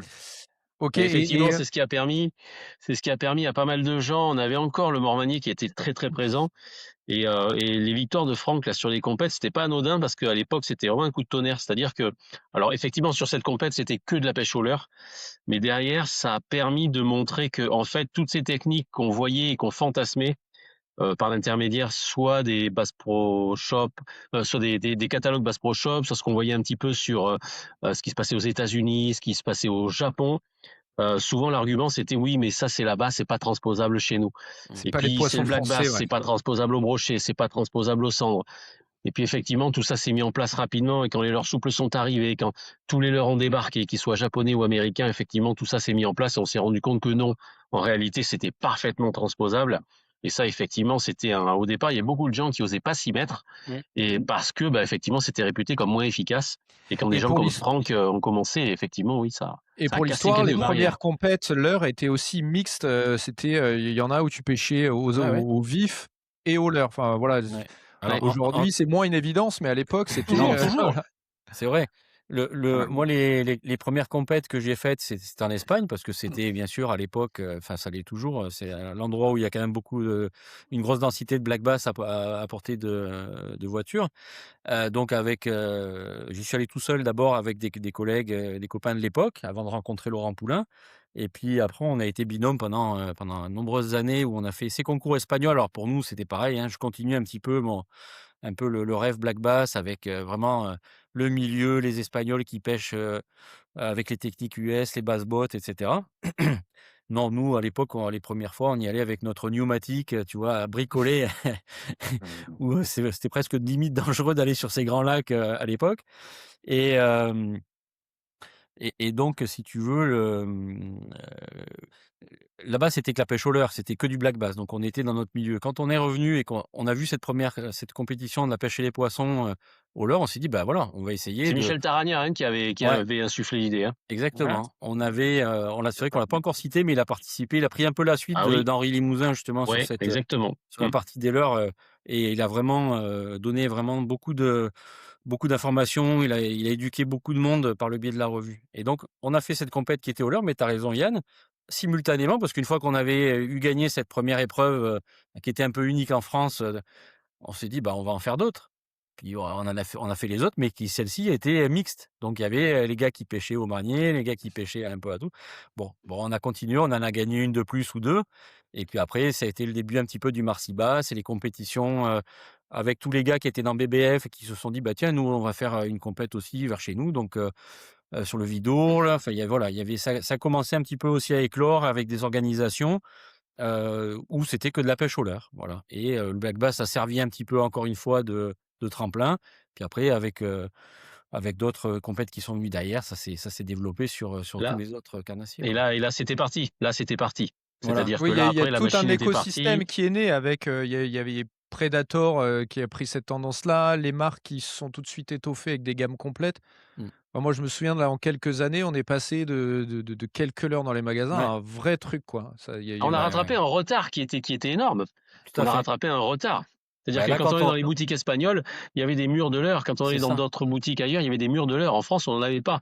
Donc voilà. le retard, il a été comblé à vitesse grand V, quoi. Chez les Espagnols et les Italiens aussi, d'ailleurs, les Italiens, ils ont été plutôt influencés, bon, par les Américains, bien sûr, parce que Ray Scott, il était comme Patrick le dit, là, il a participé énormément aussi au développement en Europe, parce qu'il est venu plusieurs fois en Espagne, il est venu plusieurs fois en Italie. Les Espagnols avaient toujours des bases militaires, donc il y a ça aussi qui fait beaucoup, c'est-à-dire que quand le week-end, les militaires ont envie de pêcher, bah, ils n'ont pas envie de pêcher autre chose que du black bass, hein. Mmh. Donc ils venaient sur Mequinenza, ils venaient sur des canaux italiens, sur des lacs italiens.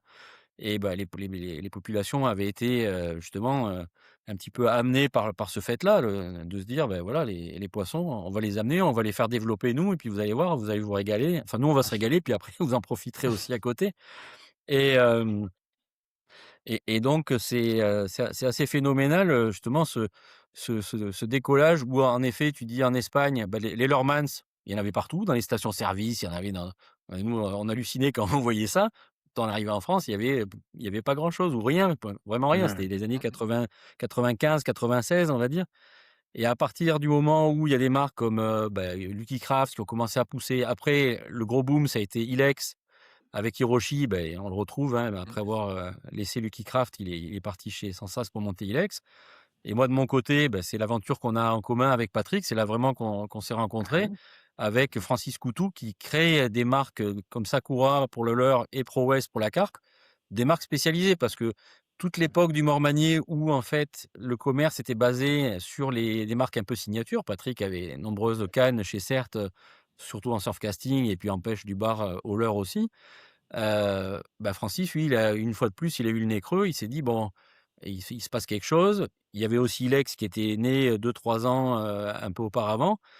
On va faire aussi notre marque, de pêche au leurre spécialisée. Et là, comme tu dis, David, à partir de ce moment-là, il y avait un petit peu les 2 grosses sociétés françaises qui étaient Ilex, enfin Sensas et Cert, qui ont poussé tout ça avec, bon, les leurres à Patrick qui sortaient vraiment aussi de l'ordinaire par rapport à ce qui commençait déjà à être un petit peu installé de leurres japonais, américains. Personne avait vu des leurres, emplis d'huile avec des paillettes à l'intérieur, Patrick. On n'a plus Ça, vu ça d'ailleurs, on n'a plus vu ça après, Ni hein. les Mais leurs ouais, outre ça, articulés sans bavette. bien sûr, oui, outre ça, le Magic Swimmer. Enfin, tout moi à qui fait. regardais les compétitions américaines, quand j'ai vu une compète américaine où les mecs pêchaient sur des blueback herring, où le premier utilise un Magic Swimmer, qui c'est qui avait gagné, Patrick, tu t'en rappelles? Oh, il y a eu plusieurs de gagnés, tu as eu, Kenyon Le Hill qui en premier, avait gagné une, Kenyon Hill, tu as Kenyon eu, Hill, Todd premier. Fairclough qui Le a deuxième, gagné.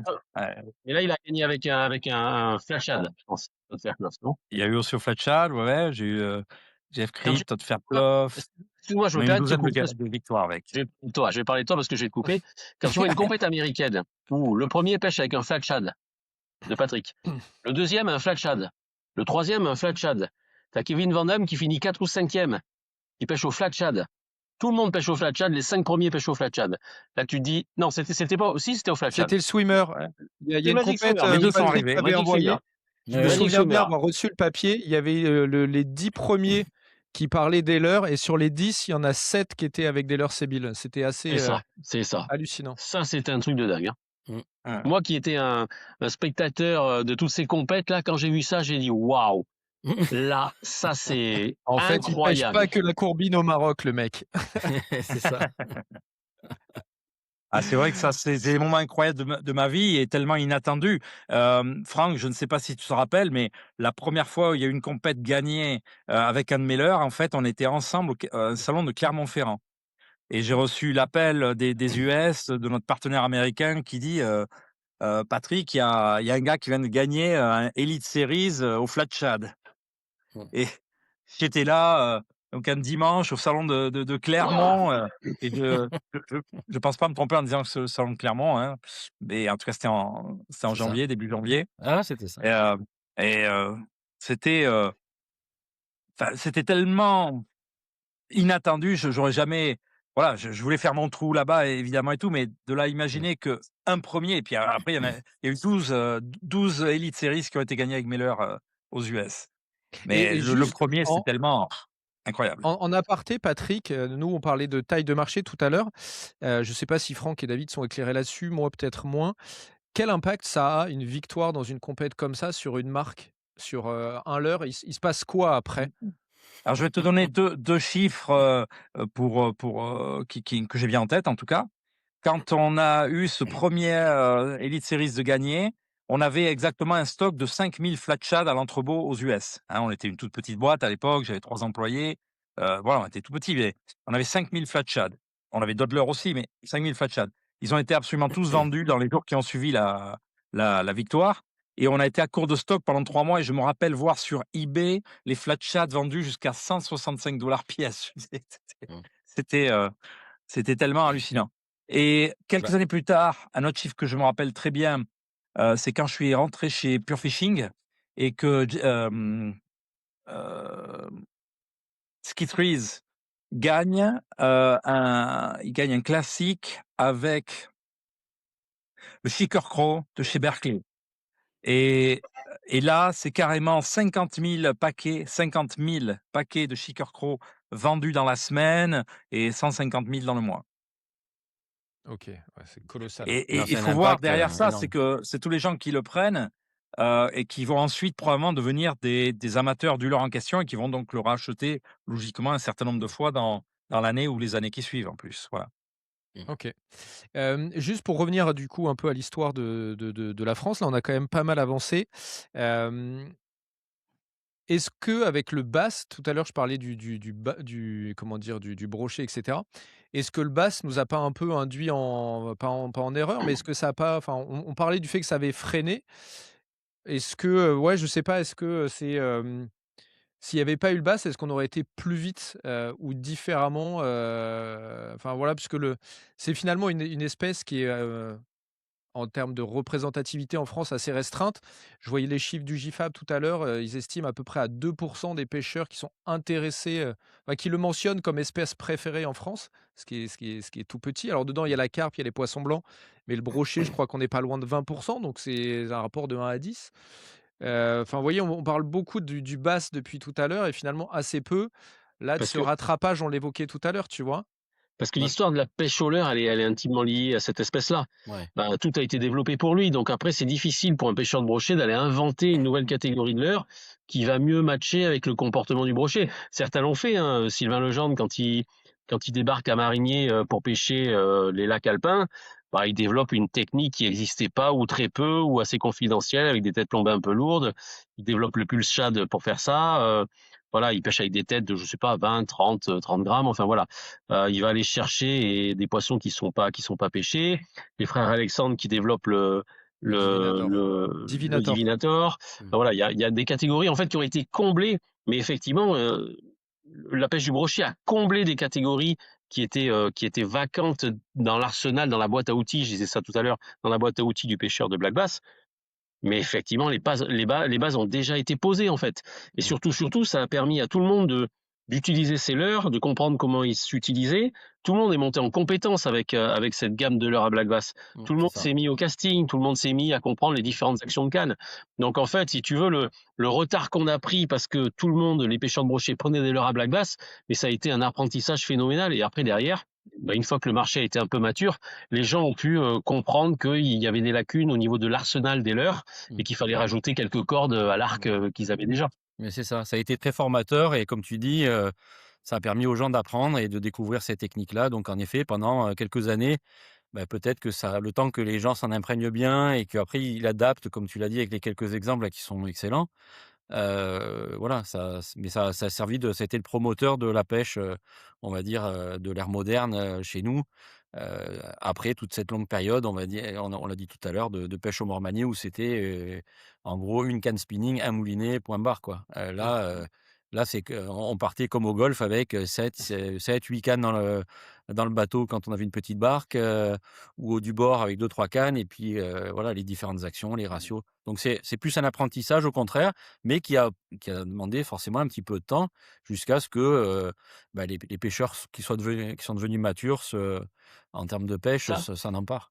ça a eu une vertu pédagogique parce qu'on le voit, alors c'est pas pour dire, parce que j'appartiens à cette génération de vieux pêcheurs maintenant, ça me fait bizarre de le dire, mais euh, on est passé par un apprentissage en fait. On a découvert les leurres les uns après les autres, comment les utiliser les uns après les autres. On a réussi à faire le tri en train de se dire, ben, un jig, ça s'utilise plutôt bien comme ça, un crankbait avec ses deux tricks plutôt comme ça, un leurre surface plutôt comme ça. On a réussi gentiment et tranquillement à comprendre tout ça. Euh, Moi, je me mets à la place des générations qui arrivent aujourd'hui et où il y a tout d'un coup, Mmh. qu'est-ce qu'il faut que j'utilise, quoi. Et là, Mmh. je Et pense que c'est plus si compliqué pour eux. si je suis désagréable et provocateur, est-ce qu'il y a pas un peu la faute des marques, on en a quelques-uns ici, d'avoir poussé la pêche au leurre auprès des newcomers, des petits nouveaux? Là où tu dis: «On a avancé», mais avant même le leurre, enfin, je sais pas si c'est votre cas, mais en tout cas, moi, c'est le mien. Il y a eu la pêche au toc, il y a eu la pêche au coup, Bien il sûr. y a eu, bah, la cuillère, le mormanier, enfin, tu vois, ça a été et l'histoire, elle commence même bien avant l'heure et du coup, il y a cette aujourd'hui, d'un point de vue business, si je suis provoque, et Franck, tu m'arrêtes si je me trompe, mais il y a ce tru c'est plus cool de vendre 10 cannes et 50 leurres que de vendre une canne au toc et 3 hameçons, d'un point de vue mathématique. Après, je retire, toute velléité, mais du coup, les marques ont eu ce truc-là et il y a un côté en plus générationnel qui est un peu plus, la pêche au leurre, c'est des jeux c'est gamifié. Enfin, tu vois, il y a un côté Mmh. facile à mettre en œuvre, là où le toc, il faut la prise en main, le truc, le machin, le coup, il faut, la longue canne et cetera. Mais est-ce que du coup, bah, je vois moi et il y a eu des sujets de fait sur, notamment les influenceurs qui amènent des petits nouveaux à la pêche, qui tout de suite sont tentés d'aller utiliser telle ou telle leurre qu'ils ont vu dans une vidéo Mmh. et pas de se dire: «Bah, attends, je vais commencer par les petits poissons comme on a tous fait, puis après je vais prendre des perches, au vert ou à je sais pas quoi». Enfin voilà, est-ce qu'il y a pas un peu de ça aussi dans cette évolution-là? Bah, sûrement oui, puisqu'en effet la praticité, de la pêche au leurre, ça a aidé cette popularisation et puis cette amplitude qui s'est créée d'un seul coup, quoi. Parce qu'en effet, c'est arrivé aussi en fait, c'est bizarre parce que c'est tombé à des moments un petit peu clés. C'est-à-dire que moi, pour avoir justement travaillé et vécu au cœur de l'Auvergne où c'était un petit peu le domaine de la pêche au toc et tout ça, déjà à ce moment-là, il commençait à y avoir une érosion, si tu veux, des gens qui pêchaient aux appâts, en effet, et qui cherchaient autre chose. Mmh. C'est aussi, un moment où les rivières à truites, elles ont commencé à souffrir parce que, des grosses plantations, de conifères qui a baissé les nappes, qui a séché un peu les rivières, donc beaucoup plus de sable aussi après derrière, avec des grosses précipitations, de lessivage et cetera. Bon, donc c'est arrivé à ce moment-là et ça a pris la place. Alors après en effet au niveau de forcément du commerce, bah, ça s'est adapté. On parle du brochet, on a redécouvert, bah, que des brochets, on pouvait en attraper et pas qu'un peu, et qu'il y en avait partout. Des black bass au final, quand on regarde un petit peu les comptes, des réseaux sociaux maintenant, on peut avoir on peut prendre la température assez facilement maintenant avec tout ça. Bah, oh, c'est pareil, hein, c'est plus, uniquement comme c'était écrit à l'époque dans les articles, que un peu dans le sud-ouest, un peu dans le Mmh. sud-est et puis point barre. En fait, il s'en prend partout. Bon, voilà donc ouais, écoute, je suis pas, Là, Je suis pas persuadé, enfin, oui, c'est sûr que c'est plus pratique, c'est plus facile, les gens s'y jettent dessus.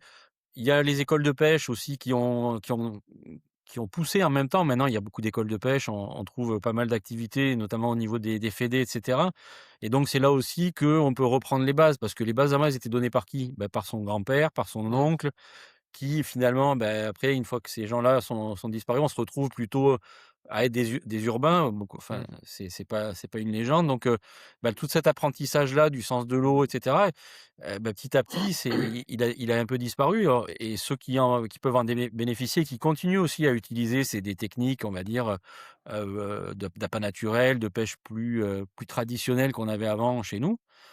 Ça devient rare, quoi, et au final, c'est quand même une chance parce qu'on comprend le milieu.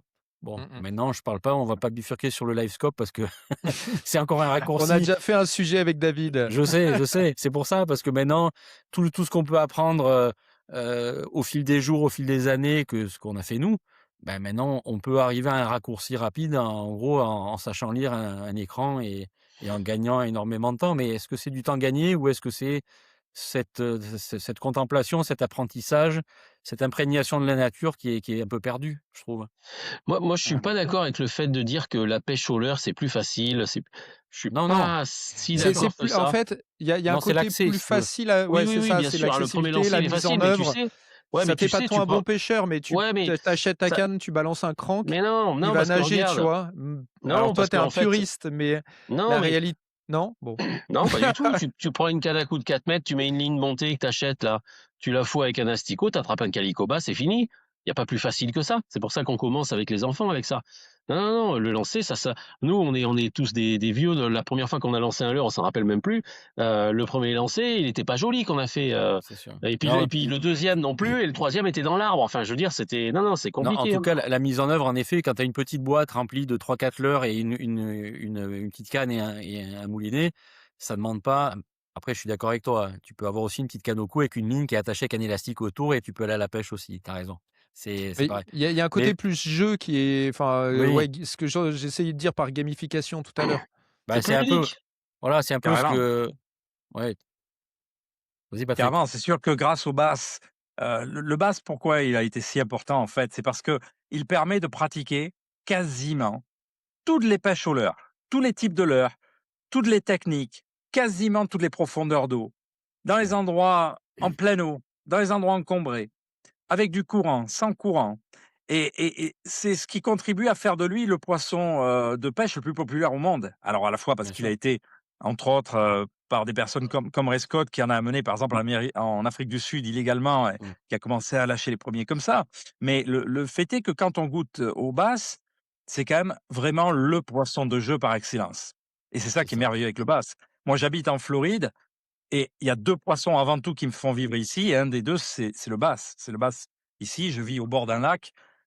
Voilà, parce qu'au quotidien, je peux pêcher le bass. C'était vraiment une vraie motivation depuis tout gamin, tout comme Franck, Mmh, tout comme David. Le bass a porté, a contribué, pas lui uniquement, mais il a vraiment contribué à porter ma passion pour la pêche.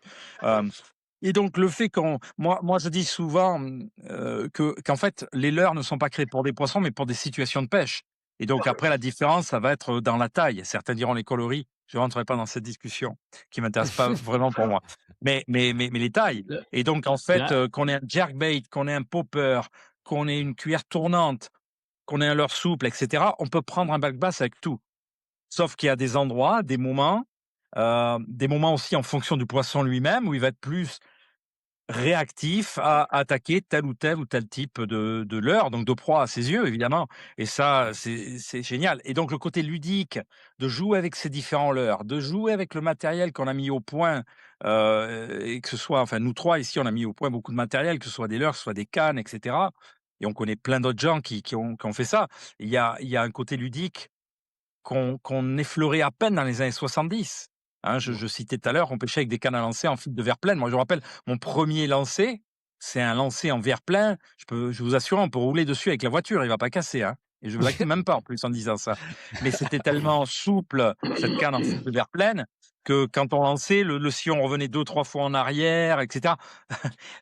Donc là, d'avoir aujourd'hui les types de cannes qu'on a, les actions, la légèreté, le confort, le vrai confort de pêche, que ce soit avec un casting ou un spinning moderne, Ça donne un côté ludique incroyable. Et puis, ce qui casse beaucoup justement avec les pêches plus traditionnelles du passé, c'est cette possibilité d'avoir sa canne en 2, 3, 4 brins à l'arrière de la voiture en permanence.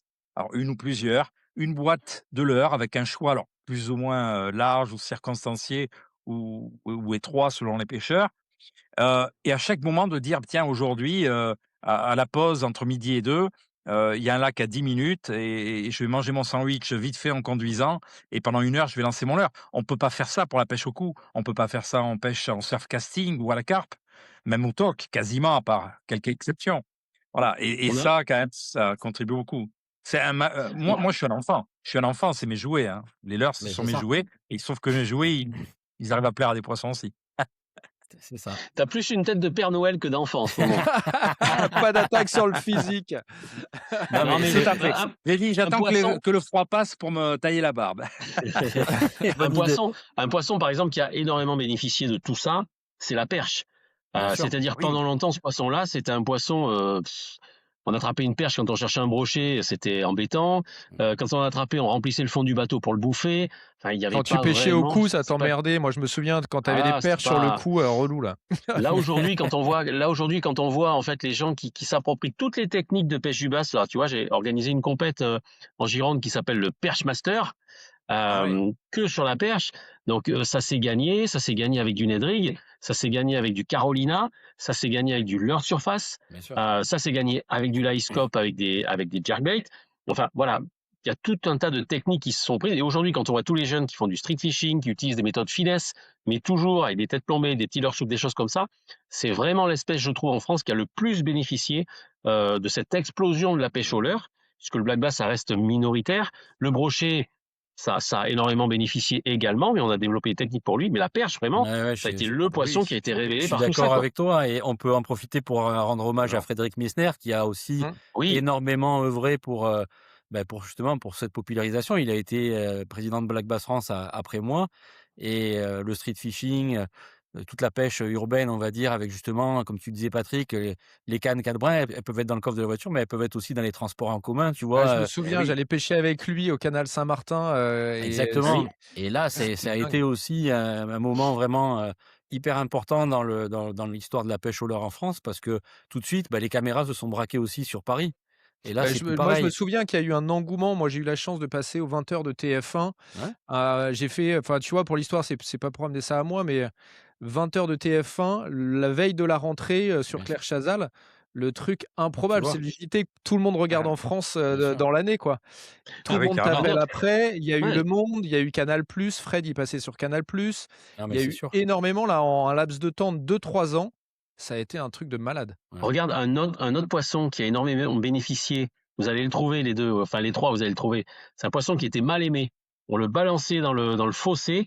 Et aujourd'hui, vous avez des jeunes qui se battent pour aller les attraper avec une diversité technique qui est plus réduite que pour le black bass. C'est lequel? Ah, j'ai raté mon teasing. Je l'ai De pas quoi là. dis-nous? Le J'allais cheven? Le cheven. Ah oui, Oui, le oui. Ah chevet. oui. Ouais, ouais, ouais, ouais, ouais, Le ouais, ouais. cheven sur les rivières, c'est devenu un poisson ultra populaire chez les Ouais. jeunes parce que la pêche au leurre s'est développée. Sinon, on serait resté sur de la mure et voilà, et c'est tout. Non, moi je le pêchais au vif à une époque. Je devrais pas le dire, c'est c'est pas la Ouah, tu c'est devais faire des gros, hein. En je hiver.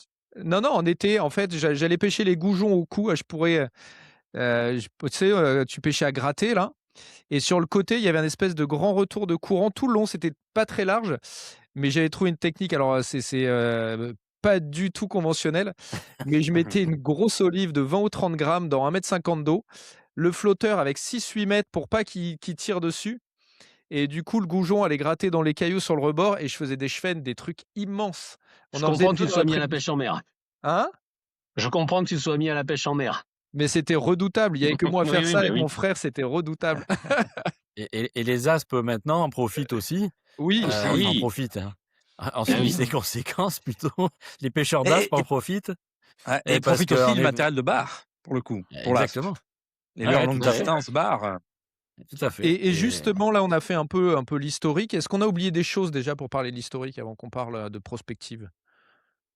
écoute, je Alors, on a pense alors, que oublié plein de gens et plein de dans mon choses, petit mais historique, je voudrais juste est-ce citer une que chose, c'est ma vas-y. première partie de pêche au leurre souple. Ça, je me rappelle parfaitement. J'avais 2 copains, qui étaient des adultes. Moi, j'avais peut-être 13 ans, on va dire 1980 à peu près. Pour le premier article dans OK. Limousin, c'est à l'automne 79, donc ouais, 80. Et je me rappelle avoir acheté, comme parlait d'ailleurs Franck tout à l'heure, un twist qui était monté sur la tête plombée, c'était 10 francs. Un leurre souple sur la tête plombée, prêt. Donc il y avait la cartonnette recouverte de cellophane, tac, avec une agrafe qui tenait par l'hameçon. Voilà, 10 francs. Et je me rappelle que je suis parti avec mes deux potes. Un des deux avait une petite barque rotomoulée à l'époque, et on a été pêcher au pied d'un des puits de pétrole à Parentis. Mmh. Et, euh, et en fait, on est tombé sur une furie de perches, dont des grosses. Et on avait fait de mémoire 64 perches et quelques cendres. Et on avait l'impression qu'on avait découvert le leur miracle. On laissait descendre et en fait, ça prenait pendant les descentes tout seul. Exactement. On a même imaginé à ce moment-là que chaque partie qui allait suivre allait être, similaire, ce qui a pas été le cas. On a refait des fois des belles pêches, Et mais non. là, ça avait été un carton. Pour ceux qui connaissent les grands lacs landais, il y a des fois où, comme ça, on peut tomber sur ces poissons où c'est que des poissons calibrés de 400 grammes, 1,2 kg, 1,4 kg. Et Et on est c'est tombé vrai sur un lot comme que ça. les leurres souples et le Mister Twister là, quand c'est arrivé, pareil, je me rappelle, de cette anecdote aussi avec Daniel Mestro, là, avec qui je pêchais quand j'étais ado. J'étais en classe avec lui, pour ceux qui le connaissent. Et on bon, dans le sud des Landes, là, les gars pêchaient tous le black bass au rapala. Ça, c'était le leur, 11 centimètres, voilà, Mmh. noir et argent, flottant, bref. Et bien sûr, nous, on n'avait pas le moyen de l'acheter, donc on les voyait prendre des poissons et puis on les regardait faire. Voilà. Le jour où on a pu acheter un twist comme ceux dont tu parles, et on passait derrière eux et on reprenait des poissons. On se disait: «Non mais là, on a fait quelque chose parce qu'on prend des poissons derrière un mec qui pêche au Rapala, qui était pour nous le graal du leurre qu'il y avait à cette époque-là». Ouais, On dit: «Ben c'est bon, ouais. là ça y est, on a trouvé aussi quelque chose», et puis là, c'était Vous phénoménal. vous ra Pourtant vous pourtant il y avait que 3 couleurs dispo, Mmh. un vert menthe, un rose bonbon et une espèce de chartreuse, tu sais, couleur, citronnade de cantine de l'époque. Le truc vraiment, tu vois? Bon, on se dit: «Ben avec ça, qu'est-ce qu'on va», mais au final, on se régalait, puis on vous vous rappelez des grenouilles de chez Mister Twister là, les espèces Ah de petites oui! grenouilles ah plates là, oui, avec le Avec les ventre jaune et le 2. dessous vert là? ouais, Ah, les ouais, Ouais. brochets à Parentis là-dessus, c'était terrible. Avec mon père, on pêchait avec ça en buzzing là, c'était super. bah, bien sûr, hein. Et Ça c'est du coup, là, on a parlé de toute l'histoire. On en est où et on va vers quoi? Est-ce que, je sais pas, Franck qui est peut-être dedans, ou Patrick qui est aux US, voire David qui est très intéressé par tout ça. C'est quoi l'état de l'art là sur la pêche au leurre, et c'est quoi les tendances qui se font? Est-ce qu'il y a des évolutions qui arrivent, des typologies de leurre qu'on va voir plus ou moins, et cetera? On a parlé du live tout à l'heure, c'est peut-être un sujet aussi, enfin voilà. mmh. La chose marquante, à mon sens, de ces quelques dernières années, c'est la généralisation du réalisme, que personnellement je déplore un petit peu, mais ça c'est purement un point de vue perso, et je ne dis pas que ça ne prend pas de poisson, bien sûr, mais ça donne de plus en plus de leurres qui finalement ont tous la même gueule puisque tous ressemblent à des vrais poissons, ce qui, dans mon expérience, ne change absolument rien dans les résultats. Oui. Hem, c'est vraiment les actions de nage, la bonne action de nage, la bonne vitesse de récupération, de pose, la dimension, et cetera, qui déclenchent vraiment les touches, selon mon expérience en tout cas. Et donc ça, je trouve ça dommage personnellement, voilà, mais c'est vraiment la chose qui est notoire, et en tout cas ici maintenant, quand on rentre, chez un détaillant, c'est de voir qu'il y a une énorme proportion, des marques qui désormais proposent des leurres qui ressemblent à des vrais poissons, à des vraies grenouilles, vrais canards, et cetera. Est-ce que Franck, c'est un feeling que tu partages et des choses que tu vois toi? Alors, chez nous, c'est Tanguy qui s'occupe surtout du développement des leurres, donc lui, il a vraiment une grosse expérience parce qu'il fait partie aussi de l'aventure. Tanguy, il faut le citer, hein, Mmh. depuis l'âge de 14 ans, âge auquel il a rencontré Hiroshi en région parisienne, il baigne dans le leurre à 100%, et toujours. Et Donc lui, encore il s'occupe aujourd'hui. vraiment du développement des leurres, mais alors, quand on est développeur de leurre, enfin, selon bien sûr un petit peu son penchant ou ses préférences, on se fait plaisir aussi. On fait un leurre bien sûr qui va être, qui doit être vendu, mais aussi on va rechercher une certaine esthétisme, un certain réalisme pour certains, ou plutôt à contrario, un leurre qui va pas forcément ressembler à quelque chose. Le gars qui a inventé un spinnerbait ou un buzzbait, il s'est pas dit: «Tiens, là je vais faire un truc qui ressemble à quelque chose qui existe». Il va faire quelque chose qui simule un mouvement ou des signaux, voilà, quelque chose qui se passe quand il y a un animal qui se déplace dans l'eau, que ce soit une grenouille à la surface pour le buzzbait, par exemple, qui ricoche vraiment comme ça. Donc c'est 2 concepts vraiment différents. Là, en effet, la partie, du réalisme qui a, je pense, été amené justement par le côté japonais des créateurs de leurres, parce que on l'a dit au début, hein, les leurres US étaient plutôt vraiment fonctionnels et pas forcément beaux, si on peut dire tout simplement cet adjectif-là. Et c'est là-bas, il y a du poisson, du black bass, il y en a beaucoup.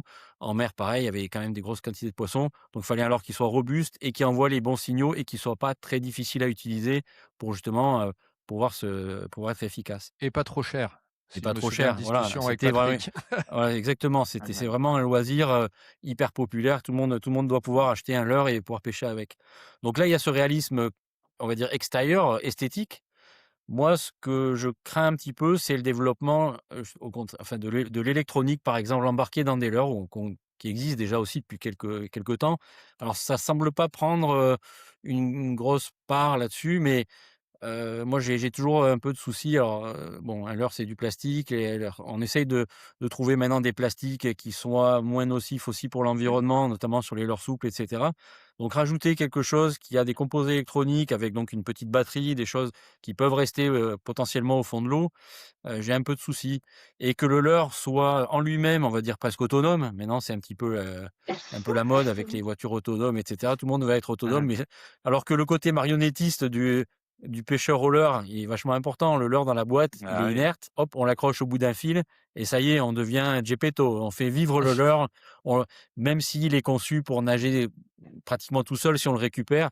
Mais voilà, de faire au leurre ce qu'on a envie qu'il fasse, pour justement tromper le poisson, il y a cette magie-là qu'il faut pas perdre. Donc, sur les évolutions, bon, Patrick aux États-Unis, il a une vision sur le marché où si on allait là au salon d'Osaka qui va avoir lieu, on se rendrait compte parce que les évolutions sont, en avance par rapport à ce que nous on va connaître ici. Même si, même si l'internet et les réseaux sociaux, nous font partager tout ça. Mais en effet, moi, c'est plutôt ce côté-là qui me fait, enfin, que je crains un peu, que j'ai pas envie de voir se développer. Après, que le leurre soit très réaliste au niveau esthétique ou fonctionnel, bon, là-dessus, je suis un peu plus partagé, mais ça m'est enfin, c'est pas ça qui me chagrine un peu, mais c'est plutôt ce côté-là, voilà, où la technologie va aussi peut-être gagner, ou se développer dans la création des leurres. Ça Juste moi, il y a 2 C'est petites trop joli ce que remarques. tu as dit. Moi, je trouve ça super, ta petite phrase, c'est qu'on est des marionnettistes, tu as absolument raison et moi, c'est toujours ce qui me fait le plus grand plaisir, en fait, c'est de manier mon leurre toute la journée. Manier ou faire des Ju pauses d'ailleurs, hein, ça contribue à Ah ça, ouais, mais je trouve ça absolument, la grande partie du jeu et j'adore bien sûr prendre les poissons, c'est évident. Mais jouer avec les leurres, moi, je peux m'amuser toute une journée où ça mord pas. Je le dis et c'est la pure vérité, je m'amuse, je passe quand même une super journée et je fais tout pour que ça je vous morde, hein, et quand confirme ça et mord, c'est je bien. vous confirme et on a du mal à l'arrêter d'ailleurs. allez, un dernier Et j lancé. Ouais, Allez. ouah, Patrick, tu déjà rentré, il est toujours sur l'eau, «Attends, là, il y a une trouée, là, je vais aller envoyer mon worm», Bref, juste, le réali moi, il y a 2 choses, pour répondre à ce que vous étiez en train de dire. Le réalisme, c'est quand même un truc derrière lequel les marques courent depuis longtemps, parce que j'ai souvenir que Rapala, il y a quelques années, avait sorti pas Rapala, Lucky Craft avait sorti un leurre avec une espèce de peau de poisson. Je ne sais pas si vous vous souvenez de ça? Oui. C'est Mmh. la tentative était de se rapprocher du toucher, de ça.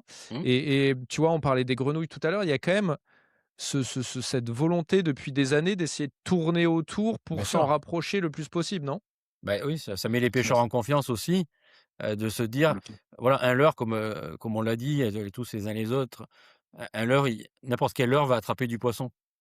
Maintenant le pê il y a des leurres, des pêcheurs qui ont des boîtes de leurre remplies, la boîte à outils remplie, comme l'a dit David, on en a tous, c'est des pleins garages, des pleines boîtes, des quantités industrielles. Bon, on sert pas toujours des mêmes parce qu'on découvre, on essaye des choses et cetera. Mais pendant longtemps, quand il y avait pas au pléthore de l'or, on avait son leurre fétiche, un peu, on dit: «Bon, ça, valeur sûre, Mmh. j'utilise ce truc-là» et donc en effet, on a du résultat avec un leurre dans lequel on va avoir confiance, qu'on aime bien utiliser et cetera.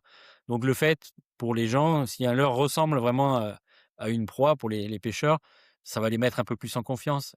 Le côté découverte qu'on a essayé de faire justement dans ces années 90, ça a été très dur parce que là, quand on ouvrait les boîtes, il y avait une épingle en triangle avec une jupe d'un côté et des palettes de l'autre. Là, c'était pas gagné, hein. Donc, il a fallu faire, preuve de grande de beaucoup de travail pour convaincre les gens. En effet, dans les boutiques maintenant, c'est difficile d'avoir le temps de discuter avec le vendeur. Les gens rentrent. Ils savent plus ou moins maintenant ce qu'ils veulent en regardant soit les influenceurs, soit auparavant internet ou les catalogues. Et donc, bien sûr, s'il y a des leurres qui les marquent parce que le réalisme est un peu mieux que fait que celui qui est à côté et cetera, ils vont pas se dire: «Bon, je vais quand même prendre l'autre parce que ça se trouve, les vibrations qu'il crée ou la façon dont on va pouvoir l'animer, ça va être mieux». Ça aide déjà, ça à franchir le cap, et Ouais, à tranquilliser les gens, à mettre en confiance, c'est sûr.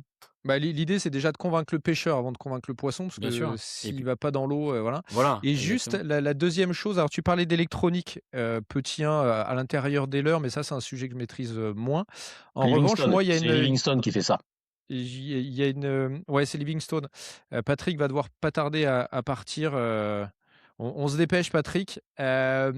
Juste moi sur les tendances, j'ai l'impression que cette tendance forte du live amène un nombre grandissant de gens à revoir des pêches et on le voit d'ailleurs même sur des chaînes, de gens confirmés qui étaient très bateaux et cetera, à partir vers le flotte tube, vers des pêches de petites rivières et cetera. Est-ce que ça, c'est quelque chose que vous sentez ou que vous voyez venir? Ou est-ce que c'est juste que les marques, elles font plus de flotte tube parce que c'est une tendance et qu'industriellement, c'est plus facile?